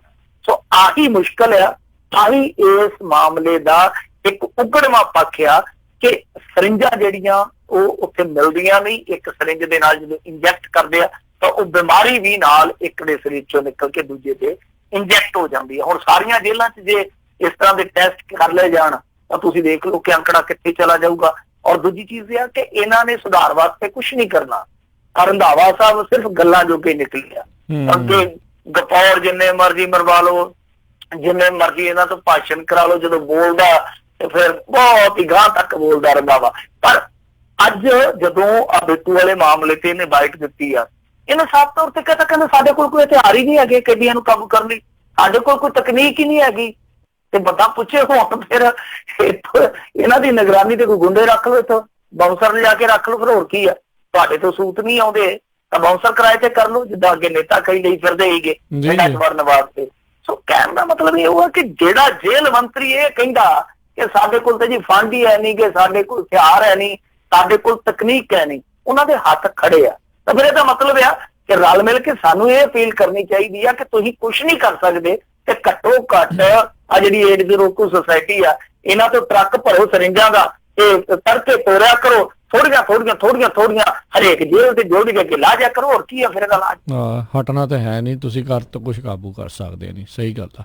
ਅਗਲੀ ਜਿਹੜੀ ਆ ਗੱਲ ਕਰੀਏ ਮਿੰਟੂ ਜੀ, ਕਹਿੰਦੇ ਕੈਦੀ ਭਜਾ ਕੇ ਲਿਜਾਉਣ ਦੀ ਪੰਜਾਬ ਜਿਹੜੀ ਪੁਲਿਸ ਮੁਲਾਜ਼ਮਾਂ ਦੀ ਘੜੀ ਜਿਹੜੀ ਝੂਠੀ ਕਹਾਣੀ। ਦੇਖੋ ਇਹ ਅੱਤ ਦਰਜੇ ਦਾ ਨਾ ਇਹਨਾਂ ਦਾ ਘਟੀਆ ਕੰਮ ਆ। ਇਹਨਾਂ ਨੇ ਲਾਲਾ ਕਰ ਦਿੱਤੀ ਕਿ ਕੈਦੀ ਲੈ ਕੇ ਆਏ ਸੀਗੇ ਜੀ ਅਸੀਂ ਲੁਧਿਆਣੇ ਤੋਂ ਮੁਕਤਸਰ ਤੇ ਰਸਤੇ ਦੇ ਵਿੱਚ ਉਹਨਾਂ ਨੇ ਖੋਲਿਆ, ਜਿਹੜੇ ਇਹਨਾਂ ਦੇ ਸਾਥੀ ਪਿੱਛੇ ਲੱਗੇ ਸੀ ਸਾਡੇ, ਕੈਦੀ ਖੋ ਕੇ ਚੋਂ ਭੱਜ ਗਏ ਆ। ਤੇ ਆ ਥੋੜੇ ਦਿਨ ਪਹਿਲਾਂ ਕਪੂਰਥਲੇ 'ਚ ਵੀ ਇਸ ਤਰ੍ਹਾਂ ਹੋਇਆ ਸੀ। ਇੱਕ ਤੇ ਸਬਕ ਨਹੀਂ ਲੈਂਦੇ, ਬੰਦਾ ਇਕੱਲਾ ਲੈ ਕੇ ਤੁਰ ਪੈਂਦੇ ਆ, ਤੇ ਜਦੋਂ ਬੰਦਾ ਥੋੜਾ ਜਿਹਾ ਕੋਈ ਮਾਲਦਾਰ ਮਿਲ ਜਾਂਦਾ ਉਦੋਂ ਇਹ ਹਲਕੇ ਹੋ ਕੇ ਪੈਂਦੇ ਆ ਉਹਦੀ ਜੇਬੀ ਨੂੰ, ਉਹ ਫਿਰ ਡਾਲ ਆ ਜਾਂਦਾ ਕਈ ਗਾਏ ਬਗਾਏ। ਤਾਂ ਏਦਾਂ ਹੀ ਹੋਇਆ, ਇਹਨਾਂ ਨੇ ਲਾਲਾ ਕਰ ਦਿੱਤੀ ਕਿ ਦੇਖੋ ਜੀ ਕੈਦੀ ਖੋ ਕੇ ਲੈ ਗਏ ਉਹਦੇ ਸਾਥੀ। ਤਲਵੰਡੀ ਭਾਈ ਦੀ ਗੱਲ ਆ, ਤਲਵੰਡੀ ਭਾਈ ਕੇ ਇੱਕ ਛੋਟਾ ਜਿਹਾ ਸ਼ਹਿਰ ਪੈਂਦਾ ਜਦੋਂ ਆਪਾਂ ਫਰੀਦਕੋਟ ਤੋਂ ਅੰਮ੍ਰਿਤਸਰ ਨੂੰ ਜਾਂਦੇ ਆ, ਤੇ ਉੱਥੋਂ ਇਹ ਕਹਿੰਦੇ ਭਜਾ ਕੇ ਲੈ ਗਏ ਆ। ਲਾਲਾ ਹੋ ਗਈ, ਸਾਡੇ ਮੀਡੀਆ ਵਾਲੇ ਵੀ ਅੱਗੇ ਮਗਰ। ਪਰ ਬਾਅਦ ਦੇ ਵਿੱਚ ਖੁਲਾਸਾ ਹੋਇਆ ਕਿ ਅਸਲ ਦੇ ਵਿੱਚ ਇਹ ਜਿਹੜਾ ਕੈਦੀ ਸੀਗਾ ਇਹ ਸੀਗਾ ਤਰਨਤਾਰਨ ਦੇ ਦਾਸੂਵਾਲ ਪਿੰਡ ਦਾ, ਤੇ ਇਹ ਭੱਜਿਆ ਜਾ ਕੇ ਚੋਲਾ ਸਾਹਿਬ ਤੋਂ। ਹੁਣ ਤੁਸੀਂ ਦੇਖ ਲਓ ਕਿ ਲੁਧਿਆਣਾ ਕਿੱਥੇ ਆ। ਜੇ ਲੁਧਿਆਣੇੋਂ ਮੁਕਤਸਰ ਆਉਣਾ ਹੋਵੇ ਤੇ ਤਲਵੰਡੀ ਭਾਈ ਕੇ ਕੀ ਕਰਨ ਜਾਣਾ? ਲੁਧਿਆਣੇ ਤੋਂ ਸਿੱਧਾ ਤੁਸੀਂ ਮੋਗਾ, ਕੋਟਕਪੂਰਾ ਤੇ ਮੁਕਤਸਰ ਆ ਜਾਣਾ। ਹੁਣ ਉਹ ਕਿੱਧਰ ਲਈ ਫਿਰਦੇ ਆ? ਕਹਿੰਦੇ ਜੀ ਤਲਵੰਡੀ ਭਾਈ ਕੇ, ਚਲੋ ਉਹ ਵੀ ਮੰਨ ਲਿਆ ਵੀ ਇੱਧਰ ਦੀ ਆ ਗਏ ਹੋਣੇ ਆ। ਹੁਣ ਕਿੱਥੇ ਗੱਲ ਨਿਕਲੀ ਕਿ ਚੋਲਾ ਸਾਹਿਬ? ਇਹਦਾ ਮਤਲਬ ਇਹ ਆ ਕਿ ਇਹਨਾਂ ਨੇ ਬੇਵਕੂਫਾਂ ਨੇ ਉਹਦੇ ਤੇ ਯਕੀਨ ਕੀਤਾ, ਉਹਨੇ ਗੱਡੀ ਮੰਗਾ ਲਈ ਹੋਣੀ, ਉਹ ਕਹਿੰਦਾ ਨਾ ਗੱਡੀ ਤਾਂ ਨਹੀਂ ਚੱਲਦੇ ਆ। ਫਿਰ ਇਹਨਾਂ ਕਿਹਾ ਹੋਣਾ ਚਲੋ ਕੋਈ ਗੱਲ ਨੀ ਭਾਜੀ ਗੱਡੀ ਮੰਗਾ ਲਓ ਤੇ ਸਾਨੂੰ ਵੀ ਸੁੱਖ ਹੋ ਜਾਊਗਾ। ਫਿਰ ਮੁੜ ਕੇ ਉਹਨੇ ਕਿਹਾ ਹੋਣਾ ਕਿ ਆਜੋ ਆਪਾਂ ਘਰੇ ਉਹ ਚੱਲਦੇ, ਮਾੜੇ ਮੋਟੇ ਪੈਸੇ ਪੂਸੇ ਚੱਕ ਲੈਂਦੇ ਆ, ਆਉਂਦੀ ਵਾਰ ਥਕਾਵਟ ਸਕੂਟ ਲਾਵਾਂਗੇ। ਇਹ ਉਧਰ ਨੂੰ ਹੋਸ ਰਹੇ ਹੋਣੇ। ਸੋ ਕਹਿਣ ਦਾ ਮਤਲਬ ਇਹ ਕਿ ਉਹ ਜਿਵੇਂ ਸਾਡੇ ਬਜ਼ੁਰਗ ਕਹਿੰਦੇ ਨਾ ਕਿ ਥੋੜਿਆ ਸਰ ਜਾਂਦਾ, ਥਿੜੇ ਦਾ ਨਹੀਂ ਸਰਦਾ। ਇਹ ਥਿੜੇ ਹੋਇਆ, ਉੱਥੇ ਚੋਲਾ ਸਾਹਿਬ ਚਲੇ ਗਏ, ਉਹਦੇ ਨਾਲ ਦਾਦੇ ਢਾਬੇ ਤੇ ਭੱਜ ਗਿਆ। ਇਹ ਉਹਦੇ ਸਾਥੀ ਆਏ ਆ ਜਾਂ ਕਿੱਦਾਂ ਆਏ ਆ, ਉਹ ਤੇ ਹੁਣ ਕਹਾਣੀ ਜਦੋਂ ਇਹਨਾਂ ਦੀ ਪਹਿਲੀ ਝੂਠੀ ਹੈ ਤੇ ਦੂਸਰੀ ਤੇ ਕਿੰਨੀ ਛੇਤੀ ਆਪਾਂ ਯਕੀਨ ਕਰ ਲਾਂਗੇ, ਤੁਸੀਂ ਆਪ ਹੀ ਅੰਦਾਜ਼ਾ ਲਾ ਲਓ। ਪਰ ਅਸਲ ਦੇ ਵਿੱਚ ਉਹ ਕੈਦੀ ਜਿਹੜਾ ਤਲਵੰਡੀ ਭਾਈ ਕੇ ਤੋਂ ਨਹੀਂ ਭੱਜਿਆ, ਹਾਲਾਂਕਿ ਇਹਦੇ ਬਾਰੇ ਰਿਪੋਰਟ ਕਿਤੇ ਨਹੀਂ ਛਪੀ, ਪਰ ਇਹ ਜ਼ਰੂਰ ਗੱਲ ਨਿਕਲੀ ਆ ਕਿ ਚੋਲਾ ਸਾਹਿਬ ਤੋਂ ਉਹਦੀ ਫਰਾਰੀ ਹੋਈ ਆ। ਹੁਣ ਕਿਹੜੇ ਉਹਦੇ ਵਿੱਚ ਸ਼ਾਮਲ ਆ ਇਹ ਤੇ ਹੁਣ ਇਹੀ ਦੱਸ ਸਕਦੇ ਆ ਜਿੰਨੇ ਕੋਈ ਇਹਨਾਂ ਨਾਲ ਮਿਲੇ ਆ ਜਾਂ ਵਰਤੇ ਆ, ਜਾਂ ਫਿਰ ਉਹੀ ਦੱਸ ਸਕਦੇ ਜਿਹੜੇ ਫੁਰ ਹੋ ਗਏ ਆ। ਜੀ ਤੇ ਮਿੰਟੂ ਜੀ ਜਾਂਦੇ ਗੱਲ ਕਰੀਏ ਪੱਪਲਪ੍ਰੀਤ ਹੁਣਾਂ ਤੇ ਕਹਿੰਦੇ 307 ਦਾ ਪਰਚਾ ਦਰਜ ਕੀਤਾ ਗਿਆ। ਇਹ ਕੀ ਆ ਪੂਰਾ ਮਾਮਲਾ? ਹੈਲੋ, ਤੁਹਾਡੀ ਆਵਾਜ਼ ਟੁੱਟ ਗਈ ਜੀ। ਮਿੰਟੂ ਜੀ ਮੈਂ ਪੁੱਛਣਾ ਚਾਹੁੰਦਾ ਸੀ ਜਿਹੜਾ ਅੱਜ ਕਾਫੀ ਜਿਹੜੀ ਖਬਰ ਜਿਹੜੀ ਇਸ ਟਾਈਮ ਜਿਹੜੀ ਚਰਚਾ ਦਾ ਵਿਸ਼ਾ ਬਣੀ ਆ, ਪੱਪਲਪ੍ਰੀਤ ਸਿੰਘ ਜਿਹੜੇ ਉਸ ਦੇ ਉੱਤੇ 307 ਦਾ ਪਰਚਾ ਦਰਜ ਕੀਤਾ ਗਿਆ, ਕਹਿੰਦੇ ਝੂਠਾ ਪਰਚਾ, ਕੀ ਹੈ ਪੂਰਾ ਮਾਮਲਾ? ਨਹੀਂ ਦੇਖੋ, ਪੱਪਲਪ੍ਰੀਤ ਸਿੰਘ ਜੋ ਗੱਲ ਕਹਿੰਦਾ ਪਰਚਾ ਉਹਦੇ ਤੇ ਹੋਇਆ 307 ਦਾ, ਮੈਂ FIR ਵੀ ਪੜ੍ਹੀ ਆ। ਉਹਦੇ ਵਿੱਚ ਇਹਦਾ ਨਾਮ ਇਹ ਲੱਗਦਾ ਕਿ ਪਹਿਲੇ ਦਿਨ ਇਹਨਾਂ ਨੇ ਜਾ ਕੇ ਇੱਕ ਮੁੰਡੇ ਨੂੰ ਧਮਕੀਆਂ ਦਿੱਤੀਆਂ ਸੀ, ਜਿਹਦੇ ਤੇ ਦੋਸ਼ ਇਹ ਸੀਗਾ ਕਿ ਉਹ ਫੇਕ ID ਬਣਾ ਕੇ ਤੇ ਇਹਨਾਂ ਦੇ ਖਿਲਾਫ ਕੂੜ ਪ੍ਰਚਾਰ ਕਰਿਆ ਕਰਦਾ ਸੀਗਾ। ਤੇ ਦੂਜੇ ਦਿਨ ਝਗੜਾ ਹੋ ਜਾਂਦਾ। ਇਹਦਾ ਇੱਕ ਹੋਰ ਸਾਥੀ ਆ, ਉਹਦੇ ਤੇ ਦੋਸ਼ ਲੱਗਦਾ, ਹਾਲਾਂਕਿ ਉਹਦੇ ਬਾਰੇ ਵੀ ਕਿਹਾ ਕਿ ਉਹ ਛਡਾਉਣ ਗਿਆ ਸੀਗਾ, ਤੇ ਉੱਥੇ ਲੜਾਈ ਹੋਈ ਹੈ, ਝਗੜਾ ਹੋਇਆ, ਤੇ ਪੱਪਲਪ੍ਰੀਤ ਨੂੰ ਇਸ ਚੱਕਰ 'ਚ ਹੀ ਅੜਾ ਦਿੱਤਾ ਗਿਆ ਜੀ ਇਹ ਇੱਕ ਦਿਨ ਪਹਿਲਾਂ ਆਇਆ ਸੀਗਾ ਤੇ ਇਹਨੇ ਧਮਕੀ ਦਿੱਤੀ ਆ। ਹੁਣ ਧਮਕੀ ਦਾ ਵੀ ਜੇ ਆਪਾਂ ਸੱਚ ਮੰਨ ਲਈਏ 307 ਦੇ ਨਾਲ ਉਹਦਾ ਕੀ ਕਨੈਕਸ਼ਨ ਆ? ਤਾਂ ਉਹਨੂੰ ਘਰ ਬੈਠੇ ਨੂੰ ਇਸ ਕੇਸ ਦੇ ਵਿੱਚ ਰਗੜ ਦਿੱਤਾ। ਪੱਪਲਪ੍ਰੀਤ ਸਿੰਘ ਅੱਜ ਲਾਈਵ ਹੋਇਆ ਸੀ, ਉਸ ਤੋਂ ਬਾਅਦ ਮੈਂ ਵੀ ਗੱਲਬਾਤ ਕੀਤੀ ਕਿਉਂਕਿ ਪਪਲਪ੍ਰੀਤ ਸਿੰਘ ਨੇ ਉਧਰ ਆਪਦੇ ਪਿੰਡ ਦੇ ਵਿੱਚ, ਆਪਦੇ ਇਲਾਕੇ ਦੇ ਵਿੱਚ ਚੰਗਾ ਕੰਮ ਕੀਤਾ ਨਸ਼ਾ ਵਿਰੋਧੀ ਮੁਹਿੰਮ ਦੇ ਵਿੱਚ। ਪਿਛਲੇ ਸਾਲ ਚੱਲਿਆ ਸੀਗਾ ਨਾ ਇੱਕ ਹਫ਼ਤਾ, ਨਸ਼ਾ ਵਿਰੋਧੀ ਹਫ਼ਤਾ, ਉਸ ਤੋਂ ਬਾਅਦ ਹੀ ਇਹਨਾਂ ਨੇ ਕੰਮਕਾਰ ਉੱਤੇ ਸ਼ੁਰੂ ਕੀਤਾ ਸੀਗਾ। ਤਾਂ ਦੇਖੋ, ਜਦੋਂ ਇਸ ਤਰ੍ਹਾਂ ਦਾ ਬੰਦਾ ਕੋਈ ਵਿਚਰਦਾ, ਖਾਸ ਤੌਰ ਤੇ ਉਹਦੀ ਇੱਕ ਵਿਚਾਰਧਾਰਾ ਵੀ ਵੱਖਰੀ ਹੁੰਦੀ ਹੈ, ਉਹ ਖਾਲਿਸਤਾਨੀ ਵਿਚਾਰਧਾਰਾ ਵਾਲੇ ਆ। ਚਲੋ ਵਿਚਾਰਧਾਰਾ ਦਾ ਕੋਈ ਮੈਟਰ ਨਹੀਂ ਹੈ, ਜਦੋਂ ਕੋਈ ਸਾਂਝੇ ਮੁੱਦੇ ਤੇ ਲੜਾਈ ਕਰਦਾ ਤਾਂ ਇਹ ਕੀ ਹੈ ਕਿ ਹੇਠਲੇ ਪੱਧਰ ਤੇ ਜਿਹੜਾ ਨੈਕਸਸ ਆ ਉਹ ਕਈ ਵਾਰ ਇਕਜੁੱਟ ਹੋ ਜਾਂਦਾ। ਸੋ ਪਪਲਪ੍ਰੀਤ ਇੱਧਰ ਹੀ ਸੰਕੇਤ ਦਿੰਦਾ, ਉਹ ਕਹਿੰਦਾ ਕਿ ਅਸਲ ਦੇ ਵਿੱਚ ਰਲ ਮਿਲ ਕੇ ਇਹ ਨਾ ਪਵਾਇਆ ਗਿਆ। ਪਰ ਬੜਾ ਅਜੀਬੋ-ਗਰੀਬ ਜਿਹਾ ਮਾਮਲਾ ਹੈ ਕਿ ਦੇਖੋ, ਕੋਈ ਬੰਦਾ ਸਪੌਟ ਤੇ ਹੈ ਹੀ ਨਹੀਂ ਹੈ, ਮੌਕੇ ਤੇ ਹੈ ਹੀ ਨਹੀਂ, ਝਗੜੇ ਵਾਲੀ ਥਾਂ ਤੇ ਨਹੀਂ, ਉਹ ਆਪਣੇ ਘਰ ਬੈਠਾ, ਪਰ ਉਹਨੂੰ ਇਸ ਚੱਕਰ 'ਚ ਹੀ ਰੱਖ ਦਿੱਤਾ ਕਿ ਜੀ ਇੱਕ ਦਿਨ ਪਹਿਲਾਂ ਆਇਆ ਸੀਗਾ। ਹੁਣ ਇੱਕ ਦਿਨ ਪਹਿਲਾਂ ਆਇਆ ਜਾਂ ਨਹੀਂ ਆਇਆ ਇਹਦੇ ਬਾਰੇ ਤੇ ਨਹੀਂ ਮੈਨੂੰ ਪੱਕਾ ਪਤਾ, ਪਰ ਬੜਾ ਅਜੀਬੋ-ਗਰੀਬ ਜਿਹਾ ਪਰਚਾ ਕੀਤਾ ਨੇ। ਜੀ ਜੀ ਜੀ, ਤੇ ਬਹੁਤ ਬਹੁਤ ਤੁਹਾਡਾ ਧੰਨਵਾਦ ਕਰਦੇ ਹਾਂ ਮਿੰਟੂ ਜੀ, ਤੁਸੀਂ ਸਾਡੇ ਨਾਲ ਜੁੜੇ ਇਹਨਾਂ ਖਬਰਾਂ ਬਾਰੇ ਜਾਣਕਾਰੀ ਦਿੱਤੀਆਂ। ਅਗਲੀ ਵਾਰ ਤੱਕ ਲਈ ਬੜੀ ਮਿਹਰਬਾਨੀ, ਪਿਆਰ ਭਰੀ ਸਤਿ ਸ਼੍ਰੀ ਅਕਾਲ ਜੀ। ਸਤਿ ਸ਼੍ਰੀ ਅਕਾਲ ਜੀ। ਤਾਂ ਸਰੋਤਿਓ, ਇੱਥੇ ਹੀ ਸਾਡਾ ਅੱਜ ਦਾ ਇਹ ਪ੍ਰੋਗਰਾਮ ਸਮਾਪਤ ਆ। ਮਿਲਦੇ ਹਾਂ ਤੁਹਾਨੂੰ ਸਾਰਿਆਂ ਨੂੰ ਹੀ ਅਗਲੀ ਵਾਰ। ਉਦੋਂ ਤੱਕ ਲਈ ਮੇਰੇ ਵੱਲੋਂ ਵੀ ਪਿਆਰ ਭਰੀ ਨਿੱਘੀ ਸਤਿ ਸ਼੍ਰੀ ਅਕਾਲ ਜੀ। ਵਾਸਤੇ ਖੇਲਦੇ ਰਹੋ, ਸੁਣਦੇ ਰਹੋ ਪੰਜਾਬੀ ਰੇਡੀਓ USA।